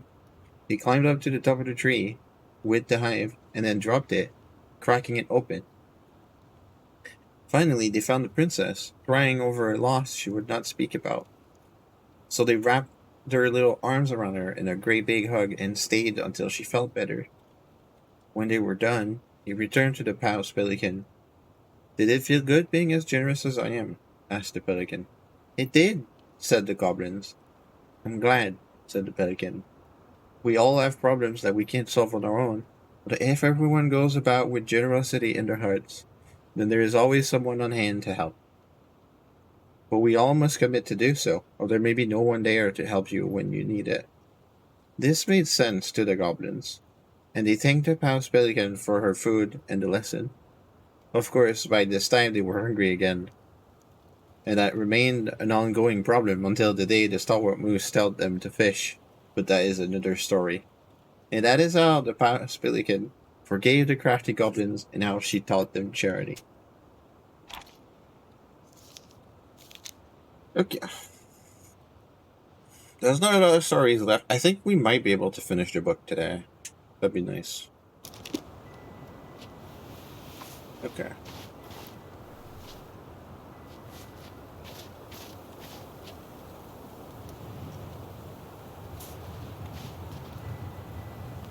I don't think I have much to look around. No dice. Not hers. Why can't I remember? Where is she?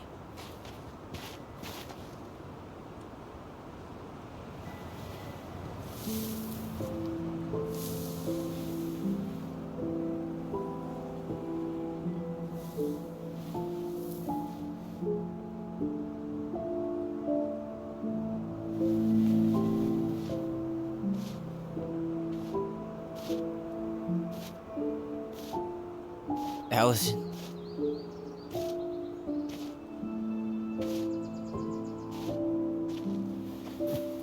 Is that her? What the hell was going on with you? What broke? Why didn't you say anything? We were your goblins. You didn't have to do it all alone.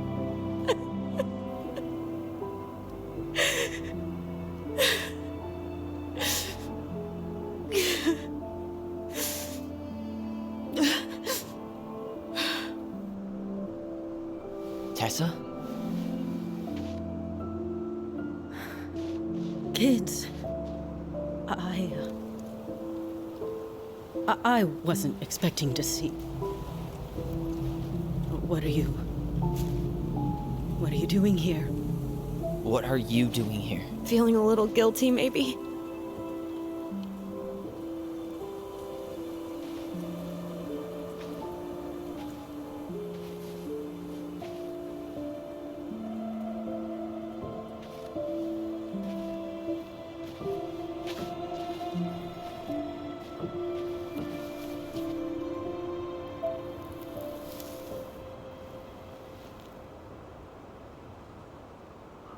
When we pass on, our graves are all anyone has to remember us by. Letting hers just fall apart would be cruel. I'm not a cruel person. Cruel enough to call social services on her mother. I wanted to protect you. Marianne was getting worse all the time. I was afraid that if things kept going the way they were, then one day... We were going to end up dead? No, I won't do this again. No, you're I not getting refuse out to of be this held one. responsible for her choices. Marianne was fine until you reported her. Fine. She was getting by on handouts for years. There are only so many times you can show up high to a generous offer of employment. Assuming you show up at all. In the end, she isolated herself from everyone. She was alone and out of options. She had us, until you threatened to have us taken away. I couldn't let her drag you down with her. She had you stealing for God's sake. Your mother never wanted to be a part of this community. She always thought she was better than the rest of us. A spoiled little girl playing fairy princess in the woods. If she just settled down with someone instead of running around with married men, well, just ask Sam Kansky how much better that would have been for everyone. Wait, what? Oh God. What happened between them? I wasn't thinking. Please, just forget I said anything. Tessa! All I know is whatever went on, Laura left Sam over it. But I shouldn't have said anything about that. I promised I wouldn't. I'm sorry, kids.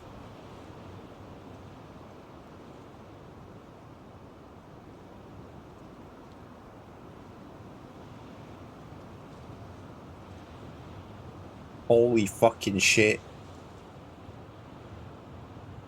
I don't know how to answer that. How to react.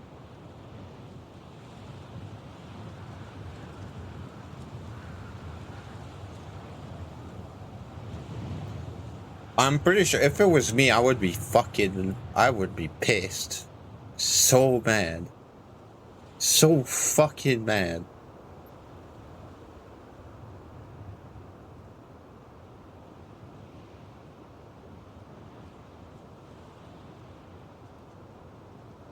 I just don't know if the twins are like that. They're obviously mad, but how mad is the question?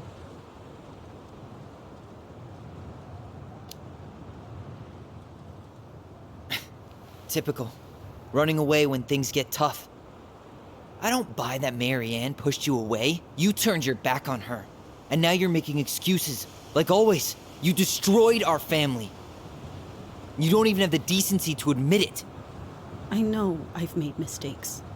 All I can do now is say that I'm sorry. If I could give you back your mother, I would. I don't deserve your forgiveness, especially yours, Tyler. But if there's a place for me in your lives, I'd like to be there. I have to know something first. Are you good with who I am? You went through a very challenging time, and anyone could come out on the other side confused. There's help available out there, if you'll take it. Keep your help. So that's it then. Yeah, fuck that. We're done because I That's a believe shit something different response. than you? No, it's because you don't believe in me. Yeah. See? Then I guess there's nothing more to say. No, not really, no. Fuck off. You two really are her children. Hey, Nah, I'm glad I I know that snapped. was hard, but you did the Fuck right that thing. lady. Come on.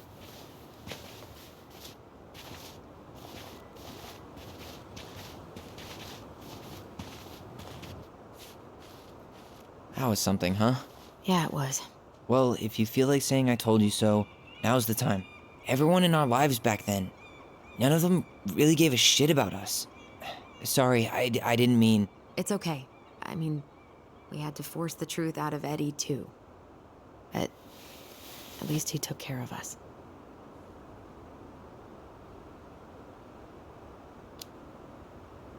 I get now why you're so pumped to go to Juneau. You know, a part of me really thought I'd come here and everything would be exactly the same. Ignorance is bliss, right? You can say that again. Can we go back? Because I wasn't done looking.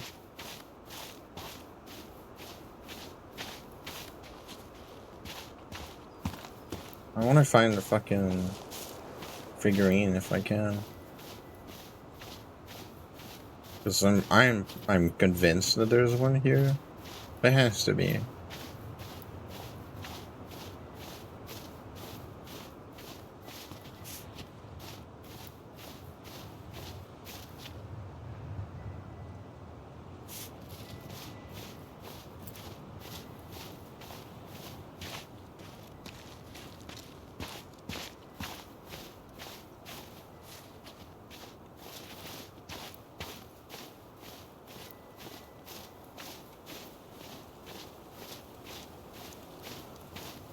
Wait, I can't go that way? Head back to the car.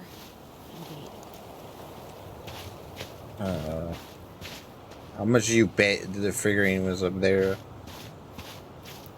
That's the only spot I didn't go. Because, you know, I thought that we would confront Tessa after. But I just avoided her. Fuck. Alright. Well, that sucked. Holy shit.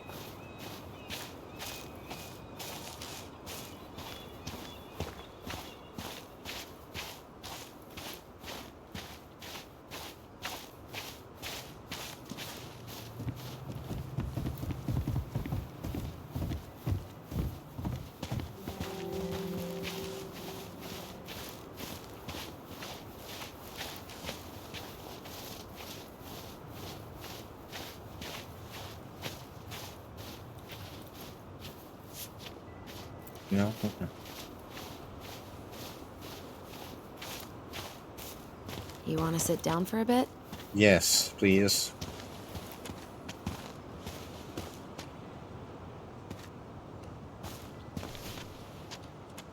Not a bad view, right? Yeah. I get now why they put cemeteries in nice spots. Takes a little bit of the sting off.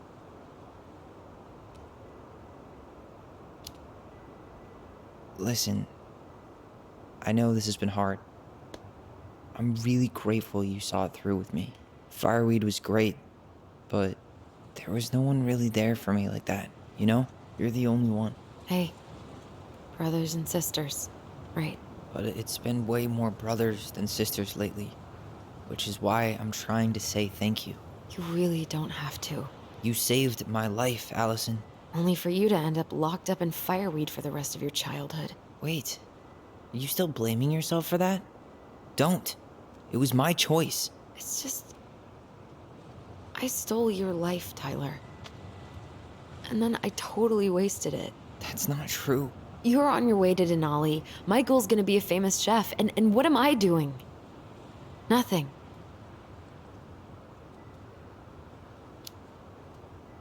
Nothing. You've been working on that accounting degree, and your art's good. Really good. Stop putting yourself down. As soon as we figure this shit out, we're gonna sell the house, and you're gonna go to Juneau. You're gonna kick ass. You make it sound so easy. No. We never had a shot at easy. But we always pull through, right? Yeah. You're right. Hey. Wherever Ranger Tyler ends up next, he better come down from the hills to visit us city folk every now and then. You hear? For sure. And anyway, it's not gonna be for a while. We've got time. Oh yeah, of course. We do. So I guess we know the story now, huh? Marianne was done with Delos, and Delos was done with her.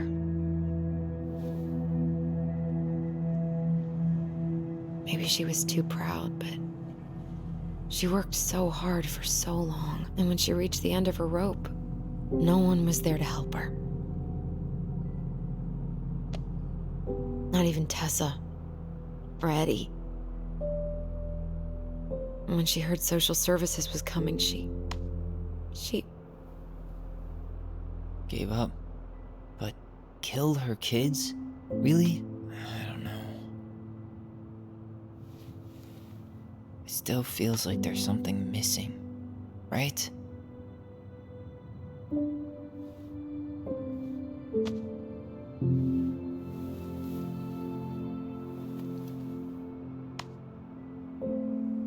You're never gonna understand what was going through her mind.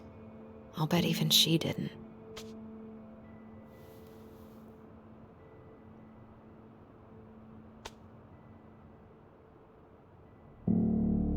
It's probably always gonna feel that way.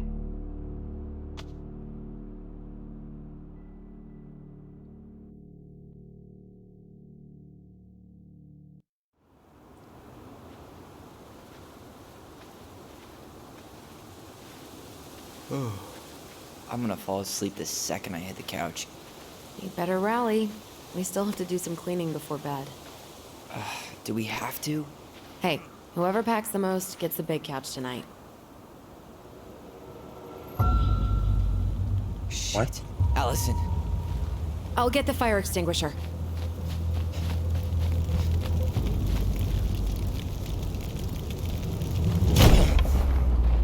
What?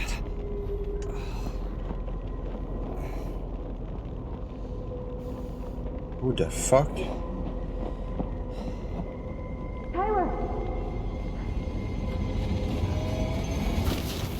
Tyler, are you all right? Allison, barn. Stay there. I got it.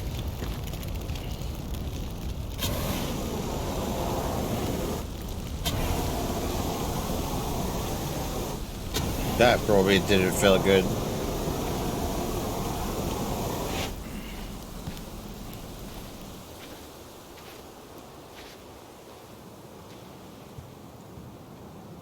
What happened?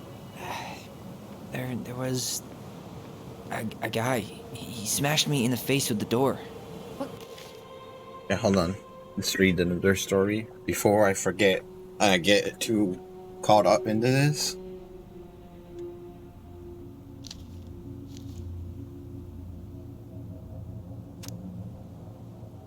The goblins meet the ice troll.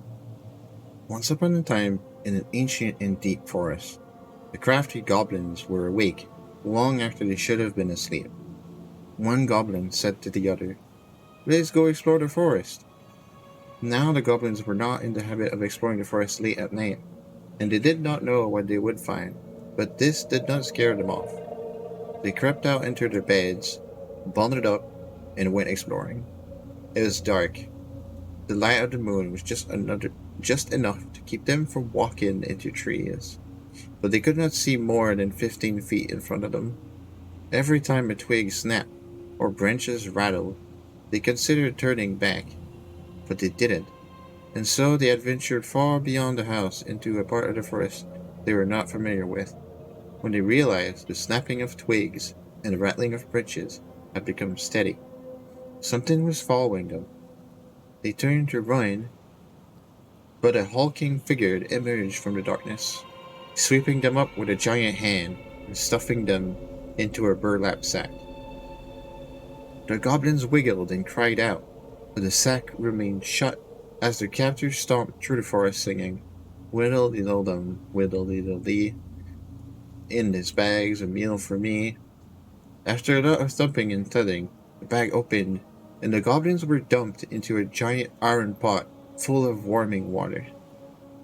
A huge troll stood overhead, grinning down at them through long, bushy, white eyebrows. "I am the ice troll, and you are my dinner. You ready to cook?" the goblins singing. "Whittle-de-dum, dum-dee-dee. There's soon to be a soup for me." Finishing his ditty, he bent over to stoke the fire beneath the pot. It uttered a loud noise of pain, rubbing a spot on his back that always ached. The troll stood painfully and walked over to a stone shelf, where he began to chop potatoes. One of the goblins had an idea. She whispered to her brother, "Follow my lead." The goblin stretched out in the water, floating and letting out sighs of contentment. "Ah," said one of the goblins. "This is the most relaxed I've ever been. My body feels so good I think I could run 100 miles without stopping," said the second. The troll peered at them. They aren't supposed to be happy about being in the cookpot, but they certainly looked like they were. "Troll," said the goblins, "if your back is hurting, you should try sitting in the water, just for a little bit, before it gets too hot." The troll stomped over. "But if I take you out, you will escape, and there will be no soup for me." "Put us back in the sack," suggested the goblin. "Then we can't run away." This made sense. This made sense to the troll. The spot on his back that always ached was still bothering him, and the goblins couldn't go anywhere if they were trapped. So he stuffed the goblins back in the sack and climbed into the soup pot. He stretched out and let out a sigh of contentment. Meanwhile, the goblins threw themselves around in the sack until it began to swing. The troll was so relaxed he didn't even notice. The bag dropped onto the shelf where the troll had been chopping potatoes, and the goblins pushed it up against the edge of the troll's knife, sawing a hole. Then they made a break for it. The troll finally noticed that what they were doing and roared out in anger. But he was so relaxed that when he tried to chase them, he tumbled out of the cookpot and into the flames, catching his bushy eyebrows on fire. The goblins ran and ran as fast as they could through the ancient and deep forest until they were back in their cave and safe in their beds. They vowed never to venture out into the ancient and deep forest late at night again, for they did not think they'd get so lucky as to trick the ice troll twice. And that is the story of how the crafty goblins met the ice troll and why they never did again.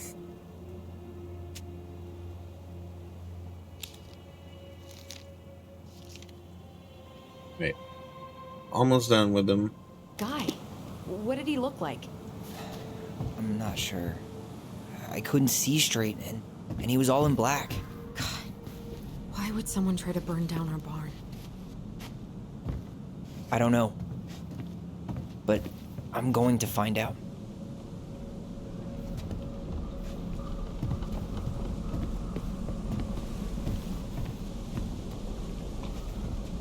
So, did Eddie teach you how to put out a fire?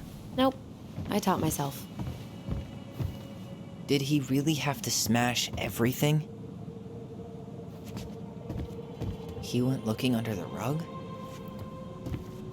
This gas can was already here this morning. He didn't bring it with him. Well, at least he left us the junker.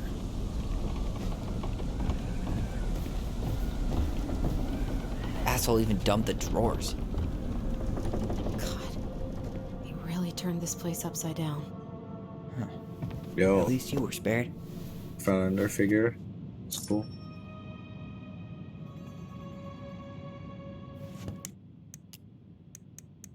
Yeah, we missed one in the cemetery. God damn it. I knew it. I knew it. The Moon Hag is an old and powerful witch. She lures her innocent victims deep beneath the ice and traps them there forever.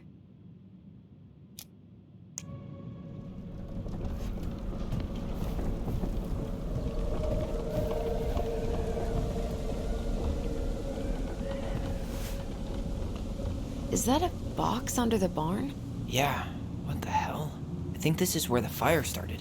So he was trying to burn whatever's inside? We should check it out. I'm gonna need to remove a few more planks to get to it. Where could we possibly find a tool to do that? Huh. These planks look newer than the rest. That corner used to be all dirt for chickens. She was always saying how she was gonna make this place a real homestead. Little house on the tundra.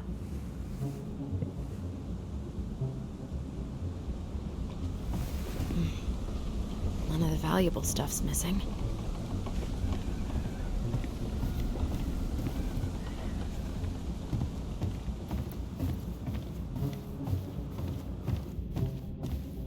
This guy went on a tear.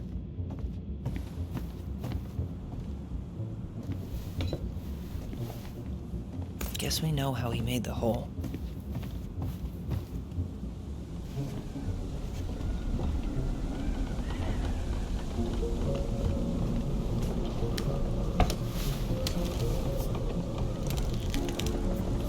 Step back. I'll be fine.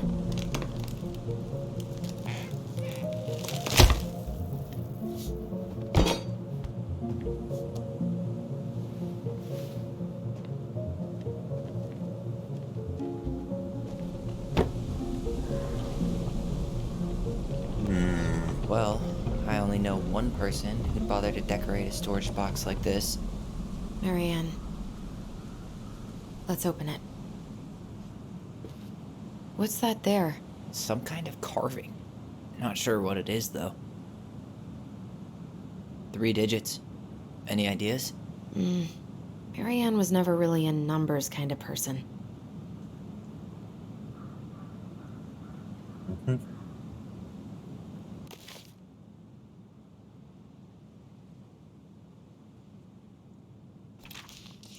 Wait. Look. It's the same symbol. The Secret Keeper. Well, let's see if we can find any numbers.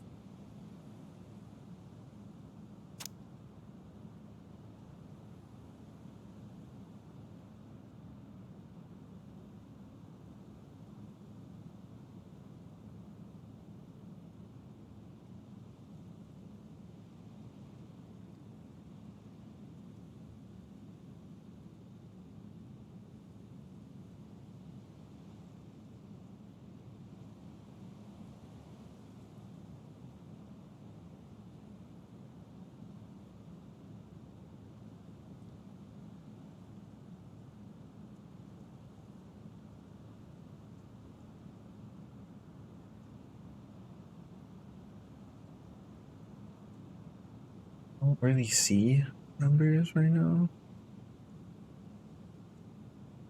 Although maybe the numbers are not in the story.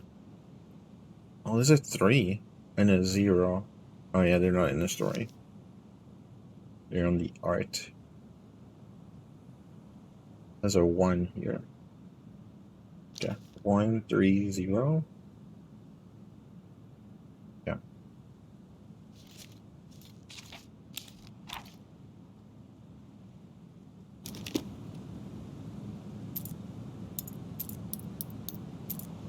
That did it.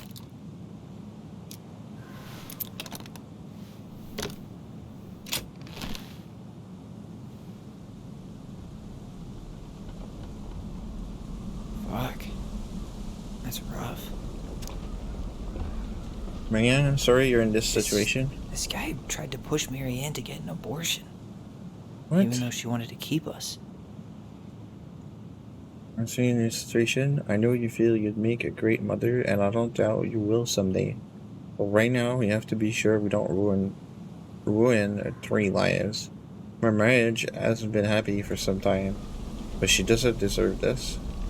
And mostly, I'm worried about you. People here talk, and I don't want you to have to go through that.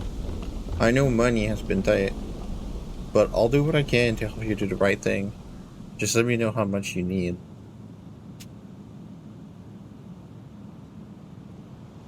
Guessing she didn't know how much of an ass he'd turn out to be. Dear Marianne, I need to see you again. I know how that sounds, and I don't want you to think I chase after all the new girls in Delos Crossing. I've always taken my vows seriously, but something changed when I met you. When we were together, I feel like I'm going 80 down the highway with my lights off, and I never want to stop. I know it isn't right, and we both have a lot to lose, but I need to be with you again. I hope you feel the same. There's a little heart. P.S. Bought you a little something for the next time. I can't wait to see how it looks on you.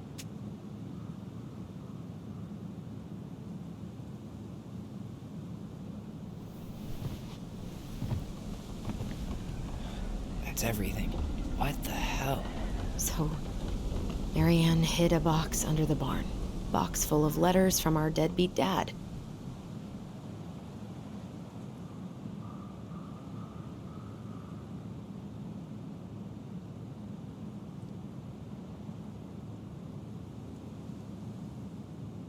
I don't... How did the dad knew that the letters were in there?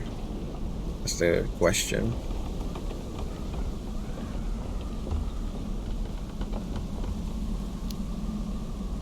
He turned the whole place upside down and didn't take anything. All he wanted was that box. And he was willing to burn down the barn to get rid of what was inside. You know what it all means, right? Yep. That guy had an affair with Marianne, and he just tried to torch the evidence. He must have heard we were clearing out the house. He was worried we'd find it. You know, I can't shake the feeling I've seen him here before.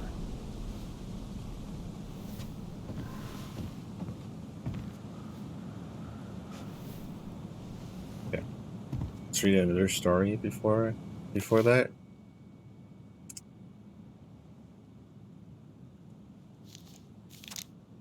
The goblins tricked a muskrat.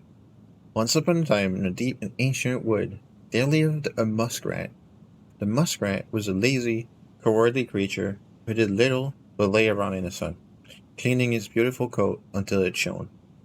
One day, the muskrat found the crafty goblins playing king of the mountain on his favorite rock. He was too cowardly to confront them directly, and so he retreated to a safe distance and pitched a stone right at a hornet's nest hanging overhead. One of the goblins saw him do it, but before she could say anything, the hornets emerged, furious, and chased the goblins away, stinging them. With the rock empty, the muskrat claimed his spot. When the goblins returned, he asked the muskrat, "Why did you do that?" "I don't know what you're talking about," he said, turning away to ignore them. The goblins knew that the muskrat cared for nothing but his coat, so they devised to steal it in order to teach him a lesson. As the muskrat lay in the sun, he spied the goblins strutting by. Their skin was covered in flecks of gold. "Goblins," called the muskrat, "what happened to make your skin shine that way?" "When we were attacked by the hornets, we ran and ran until we found a pool by the glacier. We dove in and then came out this way." "Would you show me this pool?" asked the muskrat. Crafty goblins led the muskrat to a pool. The muskrat looked at the pool skeptically. "It looks like a pool," he said. The goblins chuckled and shrugged. "You don't have to jump in if you don't want to, but whether you lose if you try, and if it works, why, you will be the most beautiful creature in the whole of the forest." With visions of his splendid coat in mind, the muskrat jumped in. When he emerged, he was disappointed to find that nothing had changed. Said one of the goblins. Maybe you have to be stung by the hornets first, just like us. The muskrat hesitated because getting stung would be painful. Seeing his hesitation, the goblin added, "If it works, it will be the most beautiful creature in the whole of the forest." The muskrat decided it was worth it, so he returned to the hornet's nest and pitched a stone right at it. The hornets emerged, even more furious this time. They chased the muskrat, stinging him repeatedly until he jumped into the magic pool. The muskrat was disappointed to find out once again nothing had changed. "I wonder if the magic only works for us," said one of the goblins. "Would you like me to jump in with your coat?" The muskrat hesitated. "If it works, you will be the most beautiful creature in the whole of the forest." With visions of his splendid coat in mind, the muskrat agreed. He slipped it off and handed it to the goblins. Without his coat, the muskrat was pale and covered in scabbing welts. Instead of jumping in the pool, one of the goblins ran away with the coat, laughing. The other pushed Muskrat into the frigid pool, and as water splashed the goblin, the gold flecks ran, revealing that they had only ever been painted on. Muskrat cried so pitifully and made such a clamor that he awoke the Ice King, who came down to the forest to see what had happened. When the Ice King saw the muskrat, he laughed, only further infuriating the creature. "Tell me what happened," said the Ice King. Both the muskrat and the goblins told their sides of the story, and the Ice King considered the case before him. "It is true that the muskrat is vain, and he thinks of nothing but himself," concluded the Ice King. "But he needs something to keep him warm in the water and the snow." So the Ice King was decided. The muskrat would get his coat back, but it would be patchy and unkempt. After that day, he became known as the Mangy Muskrat, and that is how the goblins tricked the muskrat into giving up his coat and how he got his name.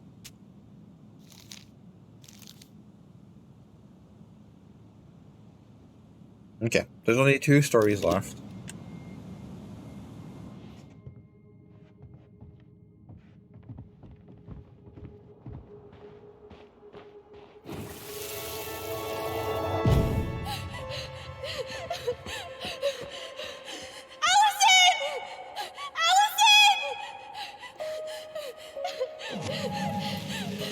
Why are we seeing this? I don't know about you, but I haven't forgotten anything about that night. I would have said the same thing, but something felt different. I need to see the rest. But you know what happens down there. That's the thing. I'm not sure I do. All right, let's go. Some kind of work boot. Maybe fishing boots?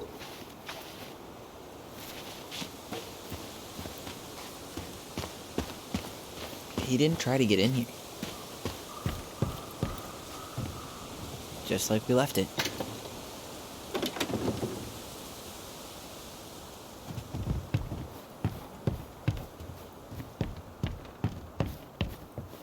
So?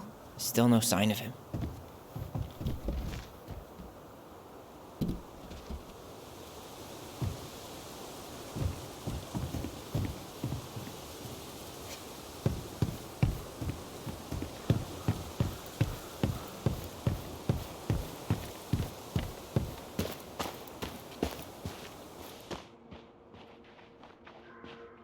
This is where I tripped.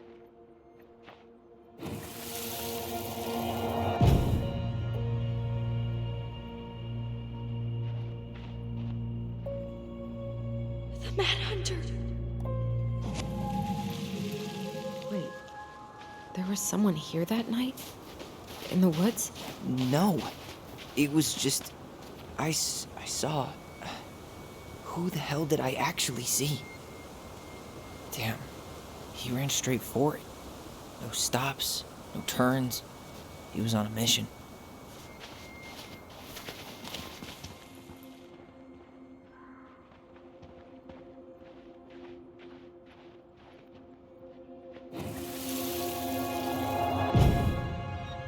Was there someone over there? Mad Hunter. What? No. That was the Mad Hunter. What? What are you talking about? That night, I thought I saw the Mad Hunter in the woods, but I guess it was just some asshole. Some asshole who just fucking stood there and watched while our mother chased me with a shotgun. Do you think it was the same guy?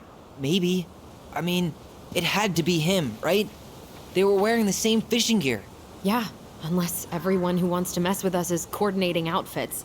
And wait, he was here once before, wasn't he? A few days before Marianne died? Maybe? Hold on. Do you feel that?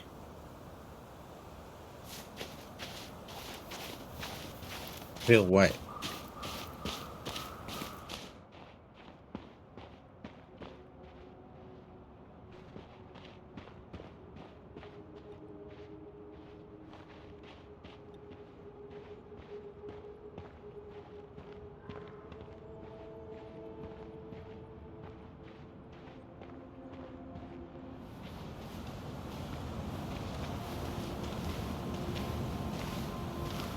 Tyler, not there. Our mother fought with someone on the dock about us. We need to know if it was the same guy. But what if it's not that memory? What if it's... I can't go through that again. We have to take that chance. But do we really? I mean, someone just tried to burn our barn down. Yeah, and that means we've got to be close to something. I'm not going on that dock.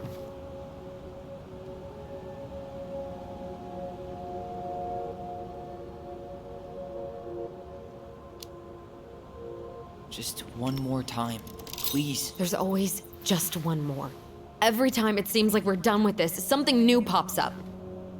What if this is the only chance to figure out who our father is? Then we go on living our lives without him, just like we always have. Come on, we need to know the truth. For her. What if I don't want to know the truth, huh? Did you ever consider that? No. You just push and push and... You have to take responsibility for your part in Marianne's death.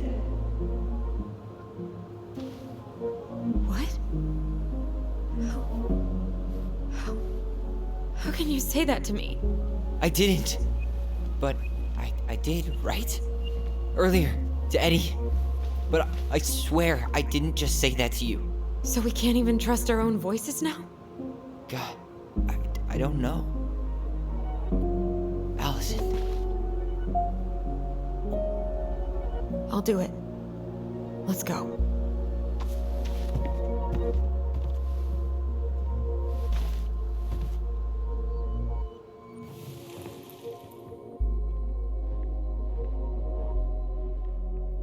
Alright, this doesn't feel...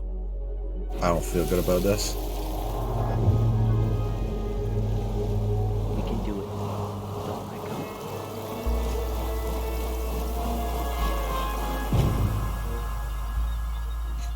Ouch! Watch it! You're stepping on my foot! Can you hear what they're saying? Quiet! We don't want Mom to catch us out of bed.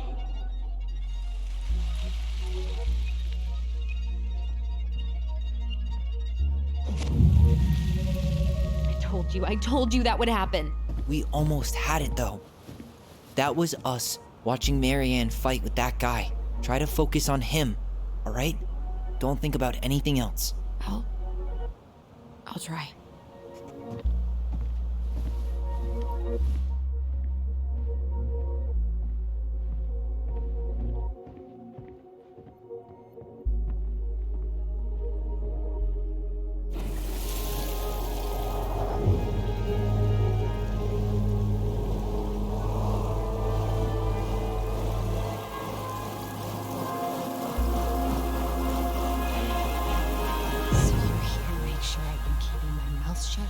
I don't owe you anything. You've been a little all over the place lately. All over the place? I've just been trying to survive. If you want to make sure I don't get desperate, you could help us out.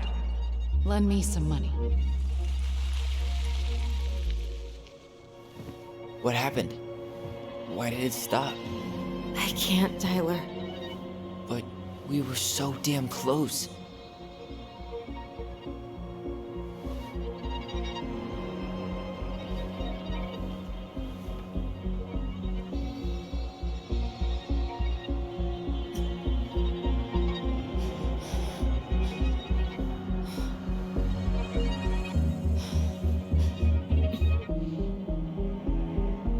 I'm sorry.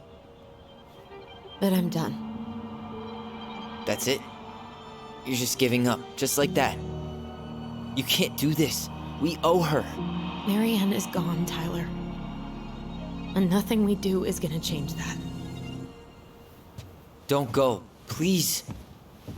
You can't keep running from this alley, or it's only gonna get worse.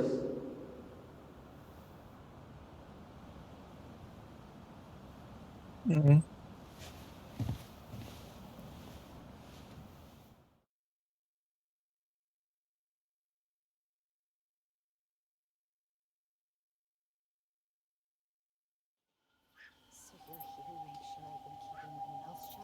I don't owe you anything. Ouch! Watch it! You're stepping on my foot! Can you hear what they're saying? Quiet! We don't want Mom to catch us out of bed. I don't get desperate. Help us out. Lend me some money. There's no money. I've never asked you for anything, but right now they need you. It's not gonna happen. I've got everything I need to nail your ass in that barn. And just what do you think happens after that? What do you mean? Well, if those kids have a father, you really think there's a court out there that'll let you keep them? No! You have no claim to my children. Get the hell off my property, now! If you ever come back here, I'm going to kill you! Allison?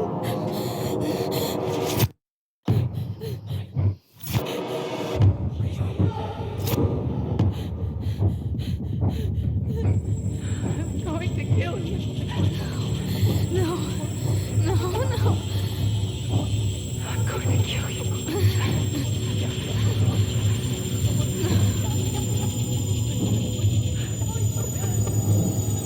I'm going to kill you.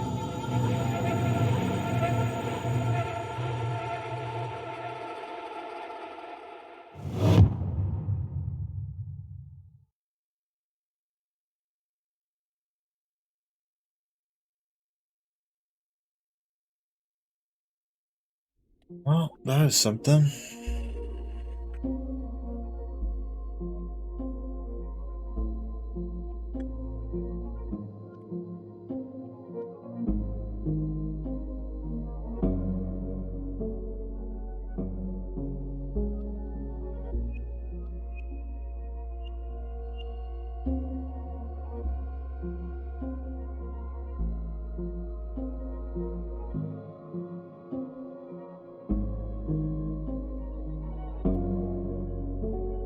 I can't fucking imagine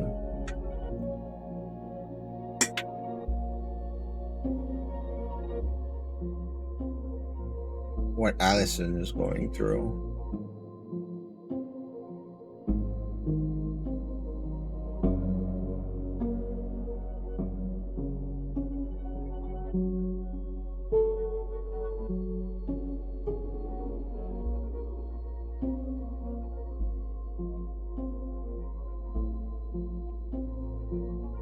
Because, like, she feels guilty because she feels like she should have been the one to go in juvie, and I guess technically she should have, but at the same time, it's like when she was protecting her brother, like they had no fucking clue what the fuck, right?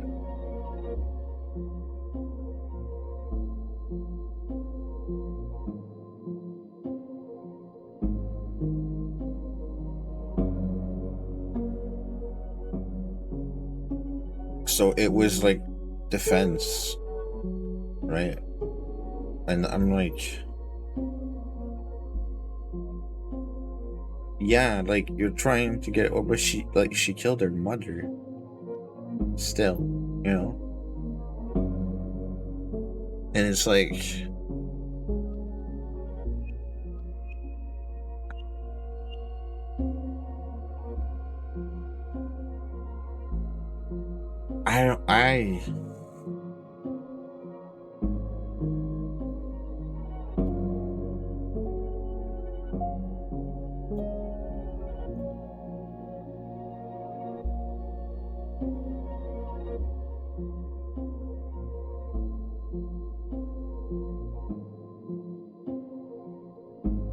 you know, they're doing all this investigation thing to figure out the truth.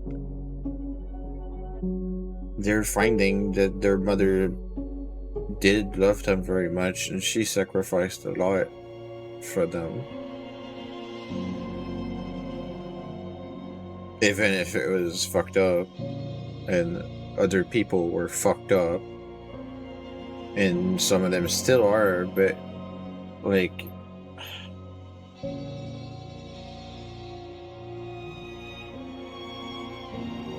well, I had my share of fucked up shit in my life. Nothing, you know, I've never come close to like hurting anyone with my hands, you know. And forget, like, that's not even close to killing someone, you know. Like, it doesn't matter that it was defense, you know. It's rational to think that it was like a morally okay thing to do. But like, emotionally,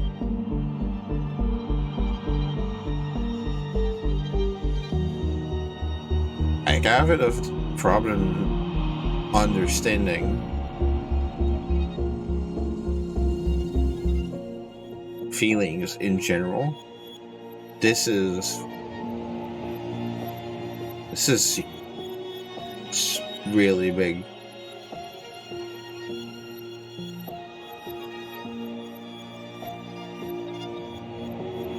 It doesn't mean I can't, like, try to understand and show empathy, but I feel so fucking desperate, you know? Because I wish I could understand, but at the same time, it's like, there's no way I can.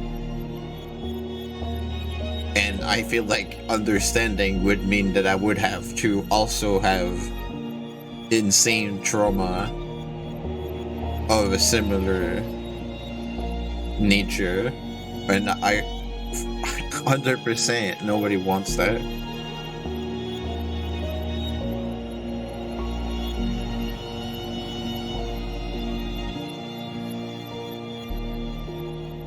So it's like, you know, like, I feel like I can't. I don't know. It's a fucking fictional story, but it's gripping. You know, it just makes this ball of emotion, and it's like I can't grasp at it. It's just fucking despair.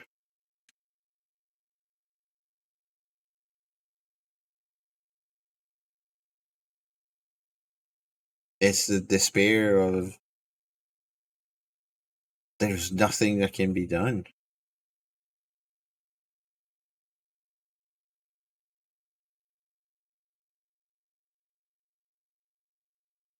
The burden of trying to live your life through that. The strength that must require.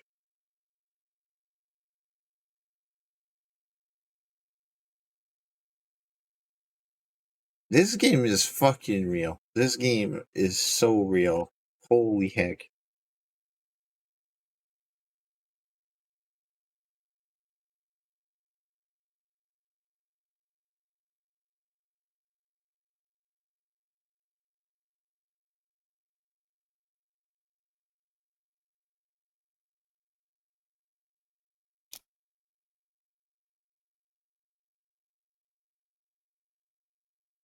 I felt relieved relied on when Allison chose his memory at the house.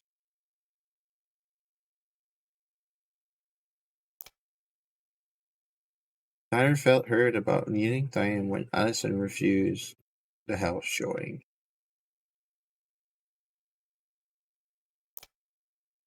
Allison felt hopeful about becoming a family when Tyler forgave Eddie.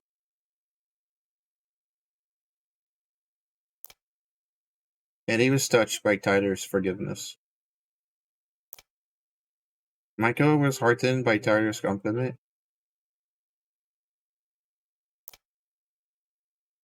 Tessa felt rejected by the twins. Yeah. I have no idea how so many people can forgive that. That's stronger than me. A heck stronger than me. Maybe the twins are stronger than me that much. I don't know. The way that she reacted to being angry just solidified that I made the right decision in my heart.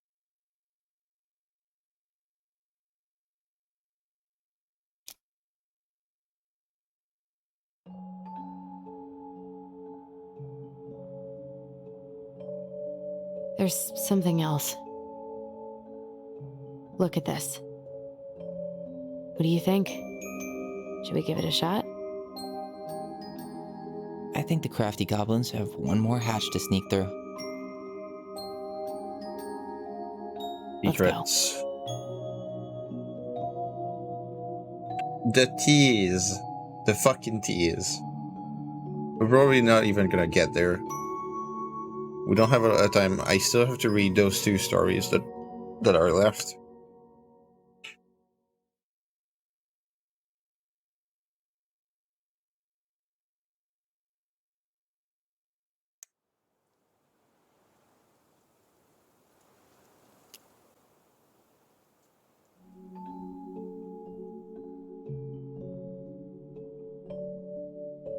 Once upon a time, in a deep and ancient forest, crafty goblins faced the truth about the darkness in the big wooden house. It had come for the wise princess, driving her mad and causing her to attack them. When they started asking questions about the princess in the darkness, the goblins realized that no one else in the forest wanted to know the truth. So they dug and searched and asked hurtful questions, learning more about the wise princess than they had ever hoped to. But the search took its toll. The darkness was proving too much for Sister Goblin, and yet Brother Goblin kept diving deeper and deeper until Sister Goblin finally said, enough. And that was how the goblins found themselves separated again, hurt and confused, with so many unanswered questions and too many open wounds.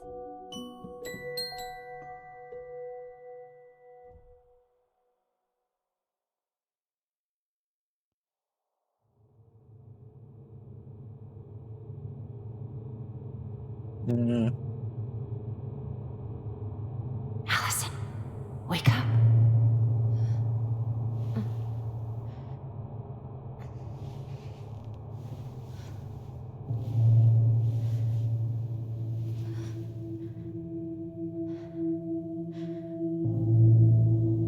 Fuck.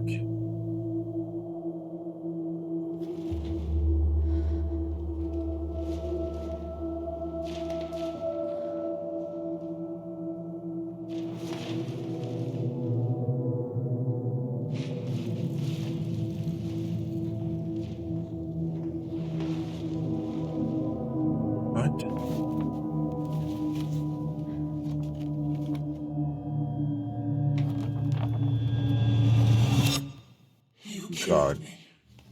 Fuck. Holy shit.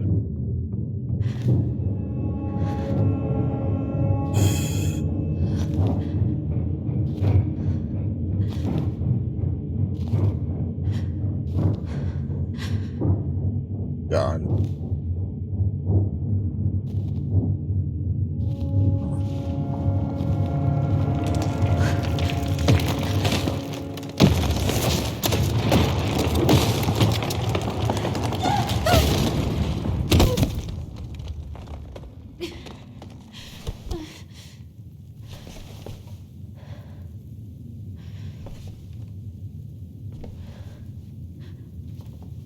fuck? Is the house on fire?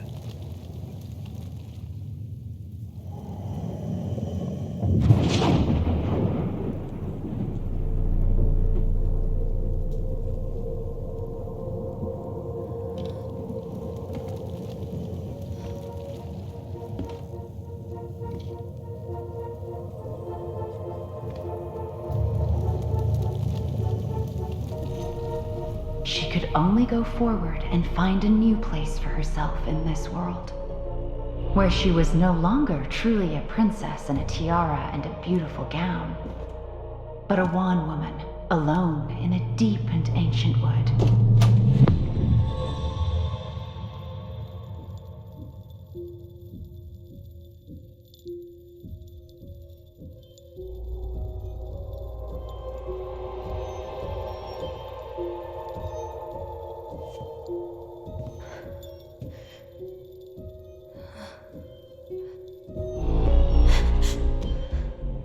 What?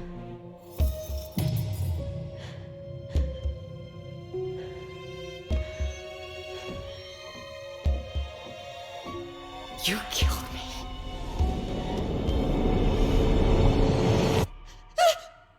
You killed me!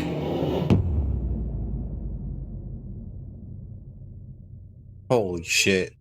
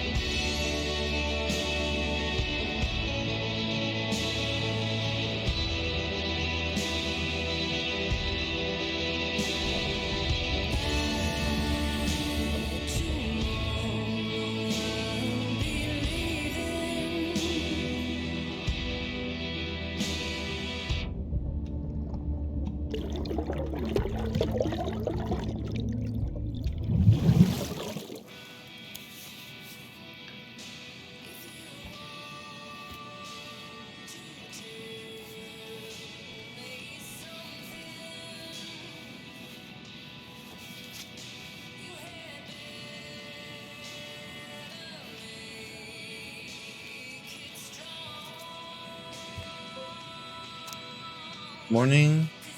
I started collecting the documents you need for your rental application. I left a file for you downstairs on the kitchen counter. If you're still coming to meet Dee for lunch, you can drop off the documents and I'll make some copies for you. Take it easy today. Uncle Eddie.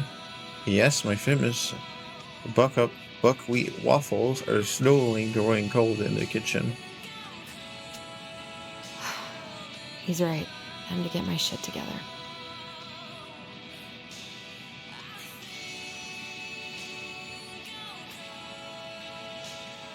I never imagined Uncle Eddie was hiding so many things from me.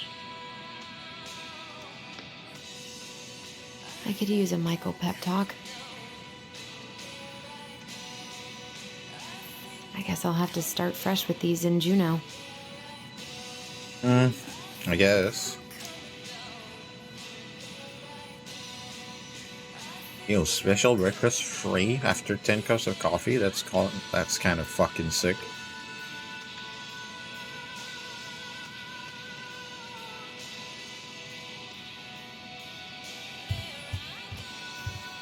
Never could bring myself to send these. Whenever I tried to tell him how much I missed him, it felt unfair. Hi, Tyler. I know we haven't talked by phone in a while, and I think that's mostly my fault. So I'm sorry.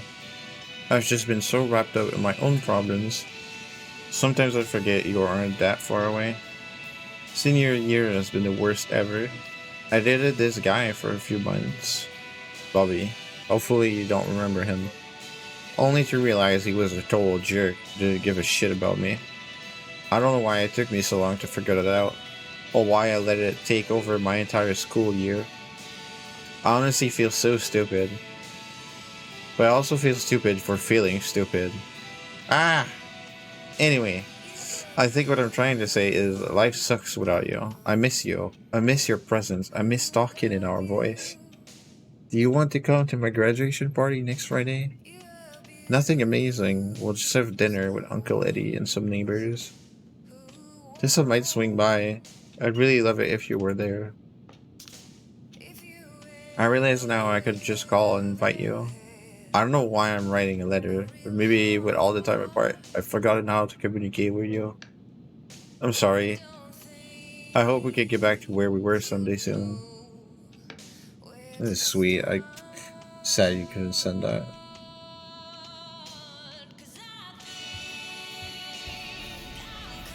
I could do my laundry. Ugh. Maybe later. Fuck laundry. Laundry sucks. There's not enough concealer in the world to erase the night I had.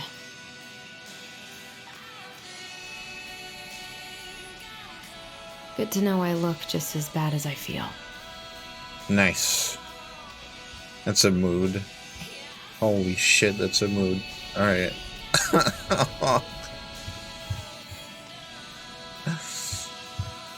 Wish I could just book a one-way ticket to the other side of the world.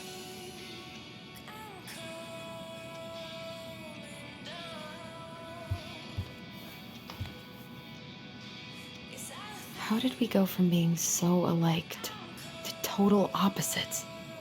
I gotta think about something else. I don't think it's about being opposites. Now would be a good time to stop smoking and maybe do a detox for 12. Yeah. Yeah, girl, stop smoking. That's good. Do that.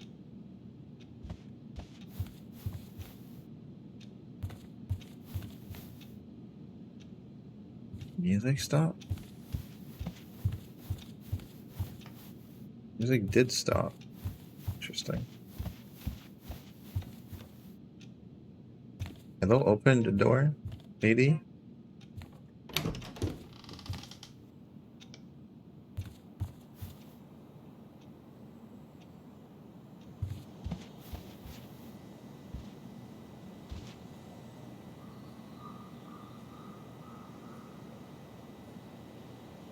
This art is really nice.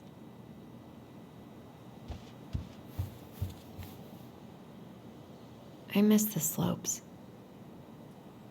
Eddie looks so young here. The days have gotten so short. It's gonna be a long winter. Ah, yes. No sun at all.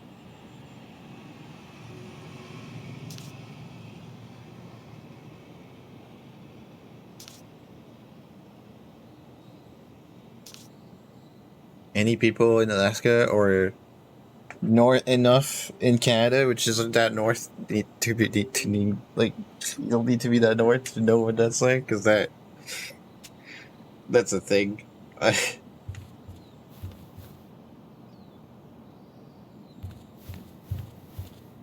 What the?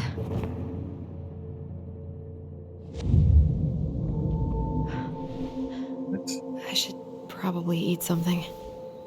God, I feel so weak. Okay, let's read a story. Almost done with those.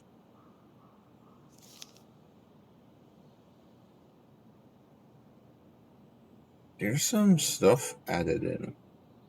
They patched up the stuff here. The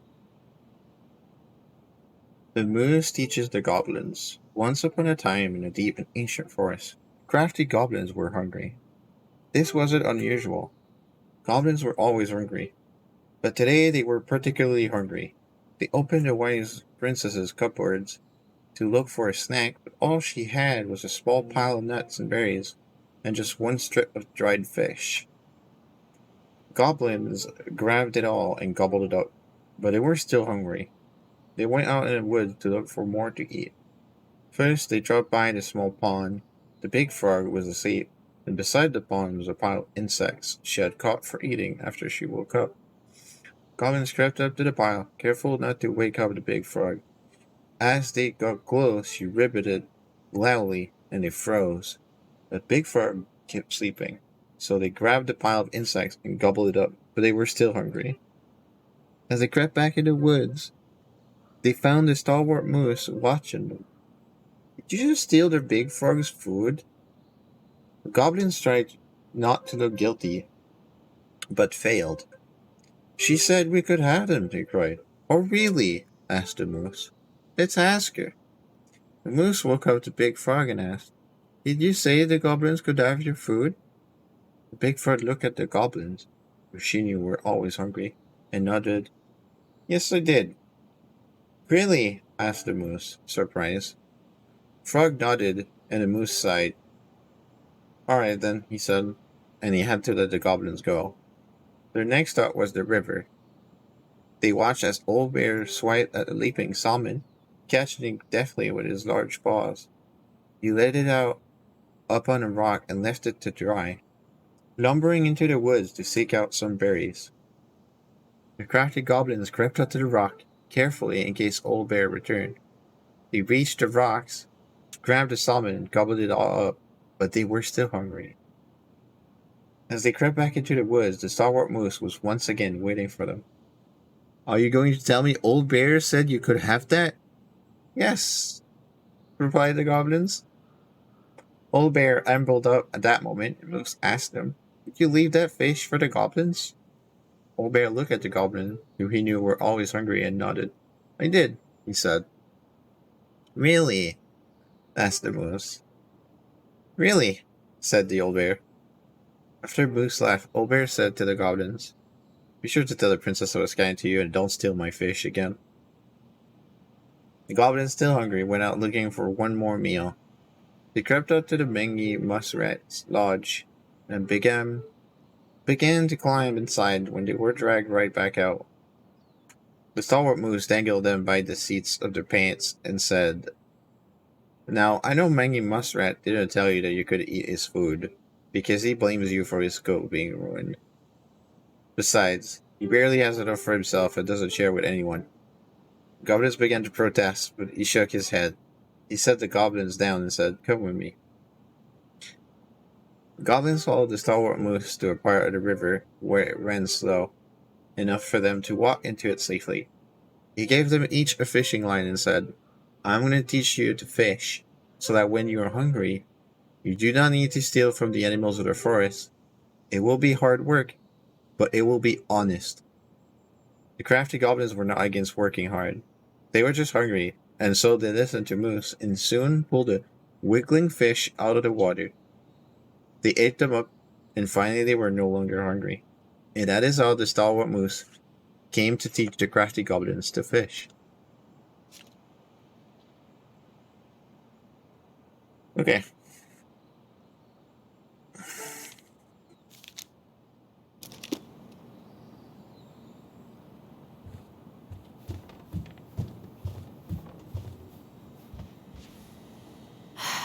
So many months of snow boots ahead. I always loved this one. It's great.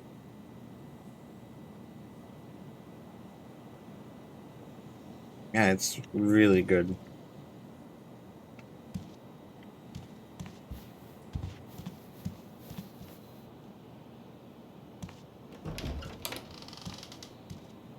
Eddie looked pretty concerned when I came home last night. I should have talked to him about what happened, but what the hell was I supposed to say?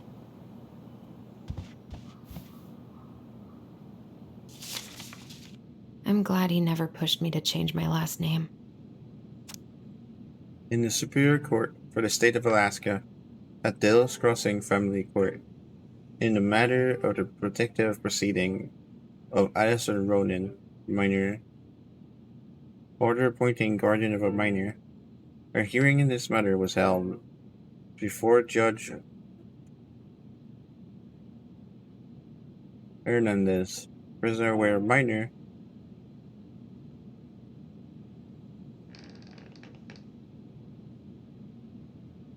minor's attorney, petitioner Mr. Edward Anthony Brown. Findings: the court finds that jurisdiction venue, the court has jurisdiction over this matter, and venue is proper in this court. Native child, the minor is not a native child within the meaning of, I guess that's a law. The minor's tribe or native village is, there's just the slash because they're not, okay. Notice of the hearing. Notice of the hearing was given as required by a law and probate rule 15b, or notice has been waived. Parental rights as required by a law. The minor is not married, and all parental rights or of custody have been terminated or suspended by circumstances or prior court order as follows: deceased lone parent, father unknown, estranged family members. Consideration of minor's preference. The minor is under age 14.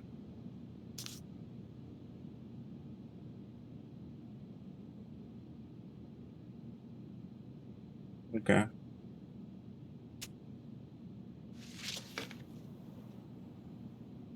Still can't believe Eddie never told me he was paying for fireweed.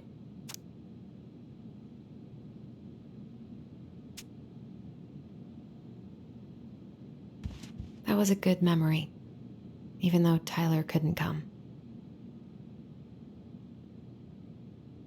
Eddie must have been back and forth to Juneau all the time to these shows before he got stuck here taking care of me.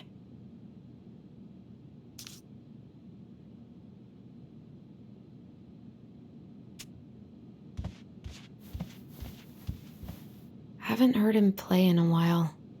It just sits there collecting dust. Open people's wardrobes.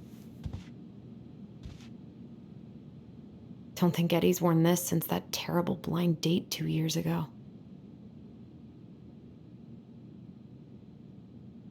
I don't think I know any Claires in Delos Crossing, but I shouldn't be snooping in here. No, you shouldn't. Why are you picking this up?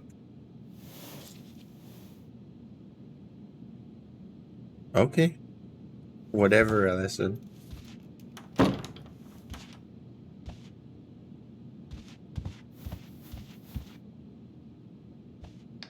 A secret keeper in her secret keep. Maybe there's something in the Book of Goblins that'll help me figure this out. I mean, maybe? That's the secrets in the clouds, right?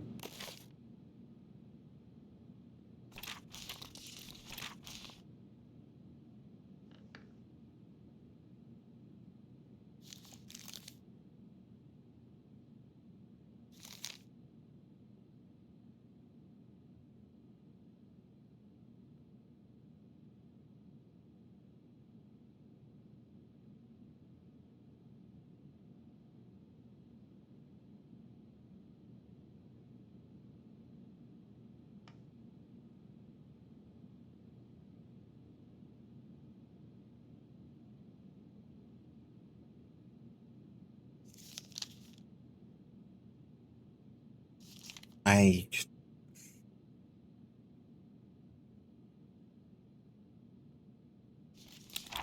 don't think I can figure this out. Maybe there's something in the Book of Goblins that'll help me figure this out.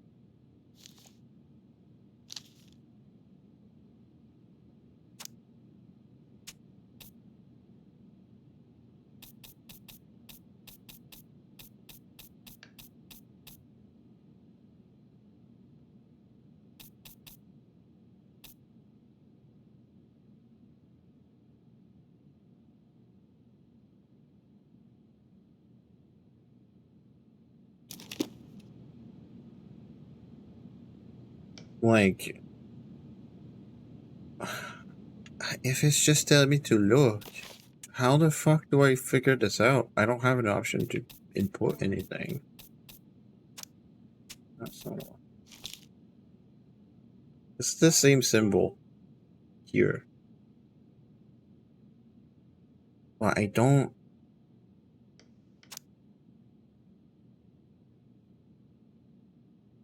Something about the stalwart moose. Watch.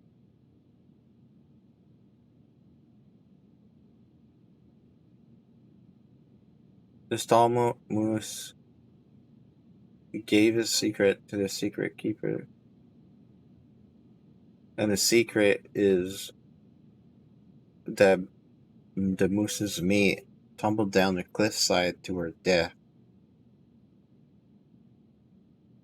Pretty sure the moose is Eddie. Like, figuratively.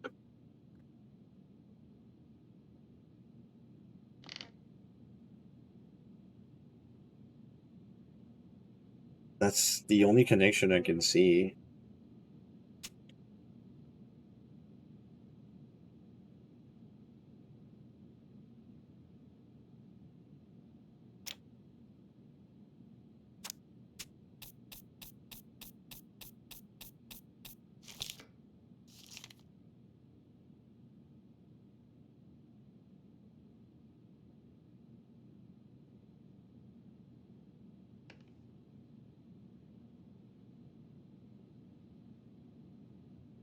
But that, I mean, I already saw that story though.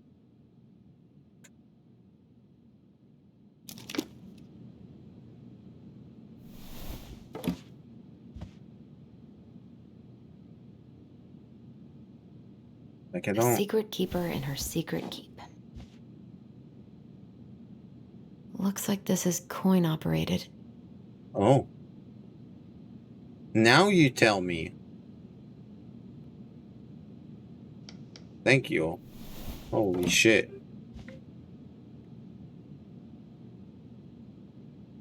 Okay. So we need a coin, like in the story.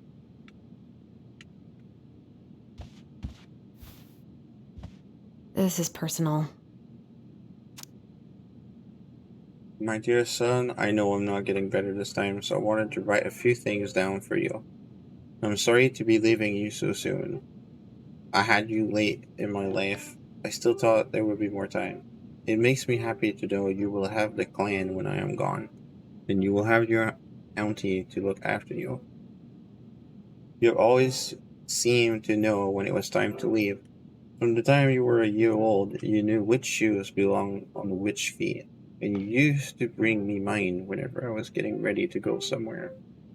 I could never figure out how you knew I was ready to leave, but there you'd be with my shoes every time. You never cried or made a fuss. You just helped me on my way. I hope this leaving will be just as easy. And though I won't need you to fetch me my shoes, I know you'll help me on my way. Your strength has always been to accept what is and to do what needs to be done. I'm so proud of you for joining the police force. People are going to look to you as a leader now, and I know you won't let them down. Please help the young people remember our way of life. We have thrived as a people since time before memory, because of our cultural values. Don't let them lose that. Also remember how important it is to attend to everyone, not just the ones who fit in. It is our way to lift each other up. Everyone has something to offer to the community. They may not even see it in themselves, so you've got to show them. Help them along their path as you've always done. Remember, when you uplift others, it makes you stronger too.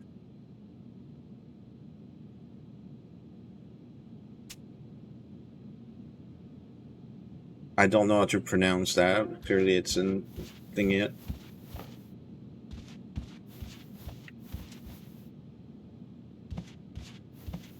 Okay, so we need a coin. Don't currently. I gotta take care of that rental application. Don't currently have it.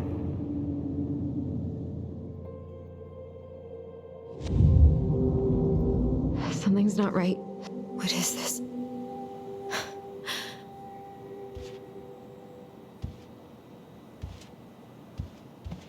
He doesn't like this kind of attention, but he really does so much for the community. Dear Chief Brown, thank you so much for bringing our children home safe last weekend.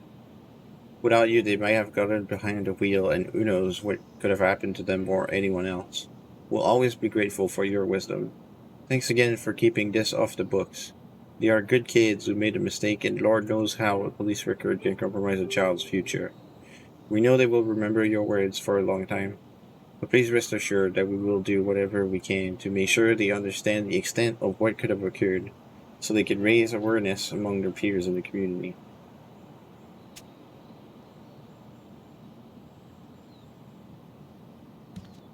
I need to get all that paperwork together.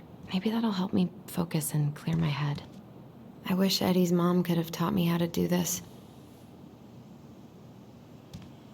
I can't really eat anything right now. Aw. They look good though. Alright. Maybe if I make something for Dee, it'll help calm me down.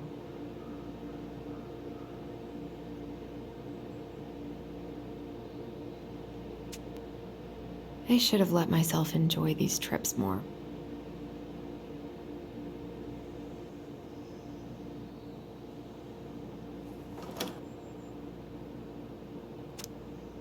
Michael's special creamy crab hot pot. Saute grated onion and garlic in melted butter over low to medium heat. Add celery and carrot and wait until they're soft. Add potatoes, vegetable broth, and seasoning to taste. Celery, salt, black pepper, paprika, crushed red pepper flakes. Cover and simmer until potatoes are cooked. Add creamy corn and crab meat. Fresh parsley, heat and simmer. Serve hot in bowls with wedges of lemon on the side. Enjoy. Fuck. Alright. Well, if anyone was hungry, I'm not sorry. Here's the file. Just need my ID and pay stubs. Okay. We were family, Allison. How could you do this to me? Fuck. I've got to think about something else. Focus. ID and pay stubs. Eddie says there's a plant for every pain, except heartache. Nut organic spread, classic.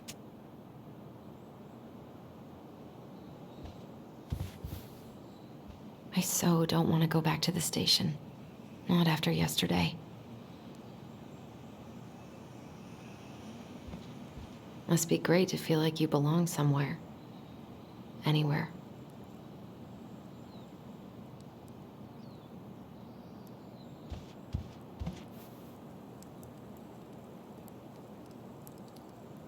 I will take the coin. We need that. What if I just packed a bag and left? And never looked back?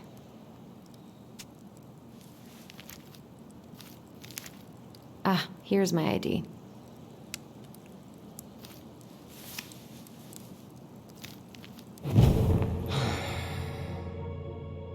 This place was never much more than a bachelor pad, huh? There was so much I planned to do.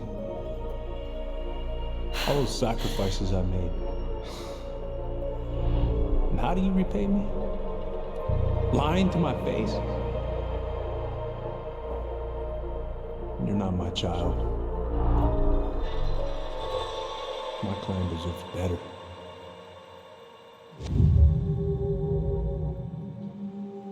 Oh, stop it, Allison.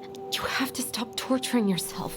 Just grab your pay stubs so you can get the hell out of here.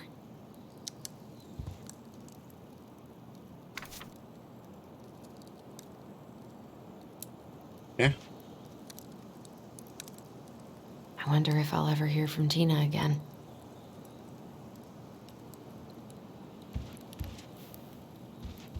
Yeah, before I explore more, in case I just stumble across the fucking pay stubs.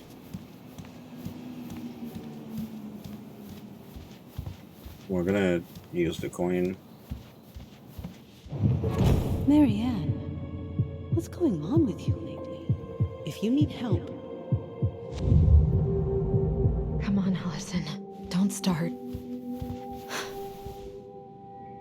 A secret keeper and her secret keep.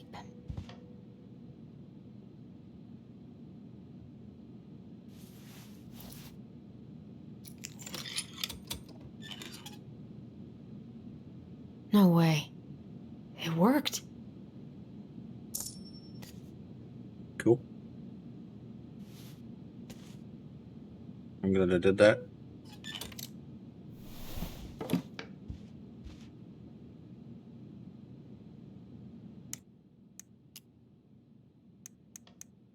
The Secret Keeper is a traveling woman who buys and sells secrets. She stores all these secrets in the clouds because nobody ever looks up when they're searching for hidden things.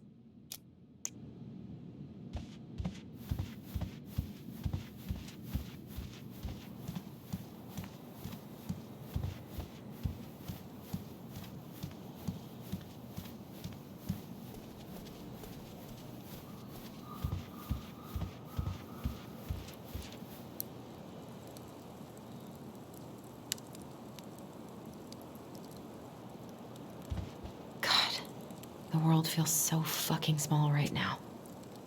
I've got to find a way to get out of my head.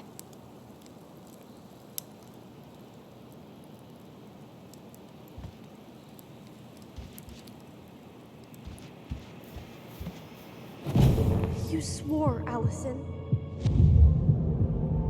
It's nothing. This is nothing.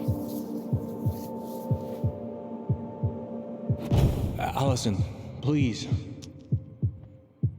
It's a damn shame. Okay, focus. I'm still missing some things. I don't feel like listening to anything right now. I wonder what Michael would think about all this. Would he even get it?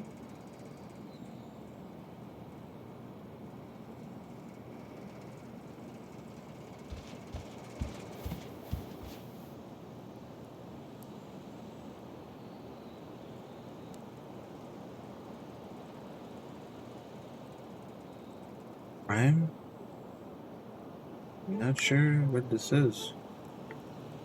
I wish there was a read button, like everything else.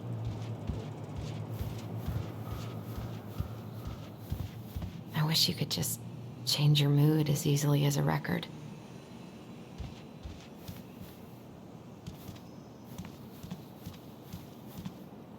The paperwork's not down there.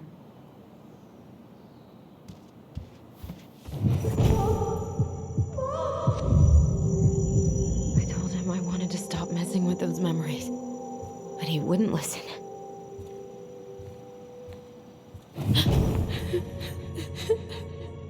Brother, sister, we look out for each other. That's what you said. But you don't mean what you say, do you? They're just words. You left me, Allison, all alone and scared.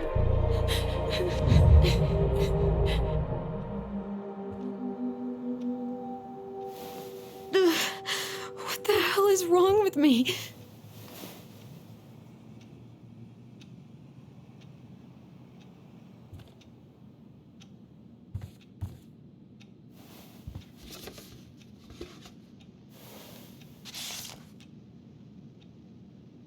God, where is it?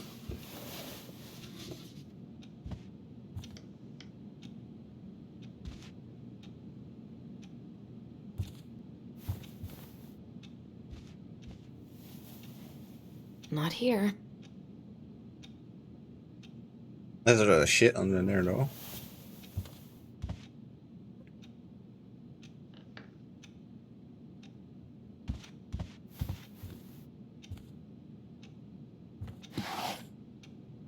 Not here.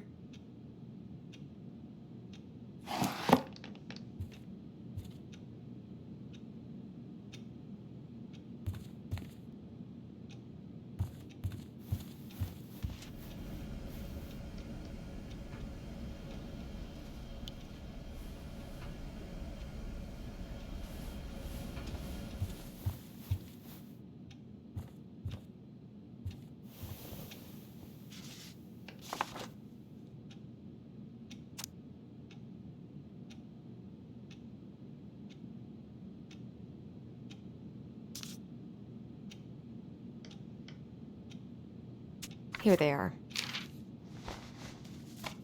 Okay. Okay. I think I've got everything I need for the application. Okay. Now, time is very, very much up right now, but I want to be done with this book, so I'm gonna read that last story, and we'll stop. We'll continue exactly here. Like, I won't make any more progress. The Mad Hunter gets his hand back. Once upon a time, in a deep and cold lake, near the ancient forest, there lived an old seal, who was a powerful witch. After angering the Ice King, she had been bound to the lake, allowed only to venture out when the moon was full, and only looking like the hag she truly was. For years, she dreamed of vengeance, all alone within the deep lake, among the corpses of her many previous victims. One night, she awoke to see a black and hooded silhouette, clawing to reach a beautiful gown full of stone. Human had delved far deeper into the lake than any land dweller should have been able to go. His tenacity and ferociousness impressed the moon hag, and she decided he would be wasted in her statuary of corpses. She used her magic to expel him, allowing him to breathe underwater, but also binding him to her service. You, she said, will be the instrument of my release and my revenge. For you and I together, will kill the Ice Gang. The Moon Hag had never heard of the Mad Hunter, and she did not know the power he wielded. She could only tell he was a hunter, and a lust for revenge blinded her to the threat he posed. She gifted him a hand of ice, which was not as nimble as a hand of flesh, but allowed him to serve her better than no hand at all. The Moon Hag spent years devising the perfect plan to kill the Ice King, and years more moving all the pieces into place to execute it.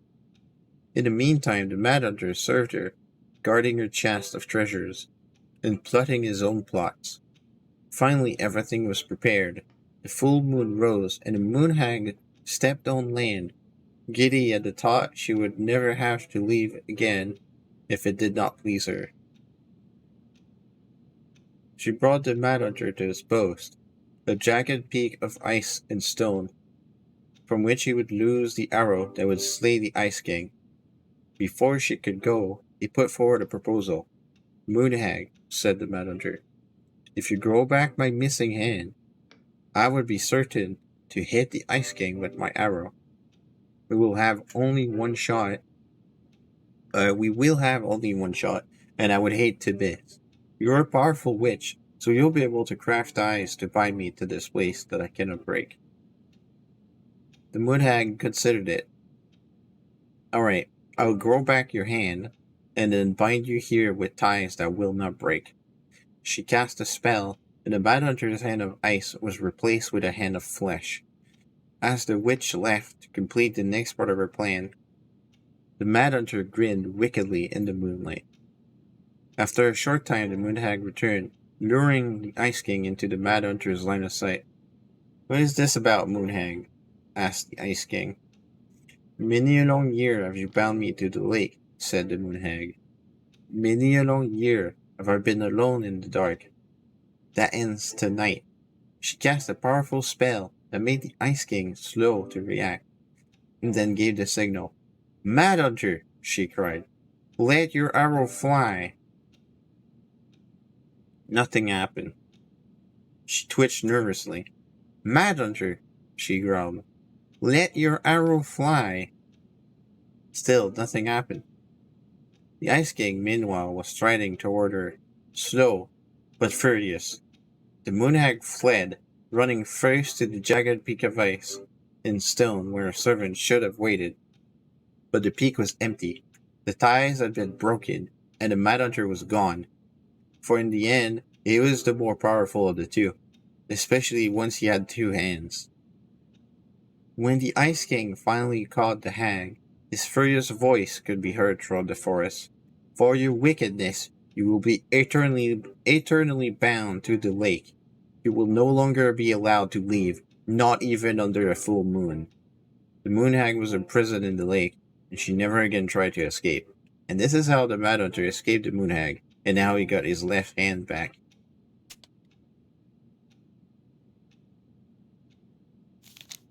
Okay, let's yeah. Alright.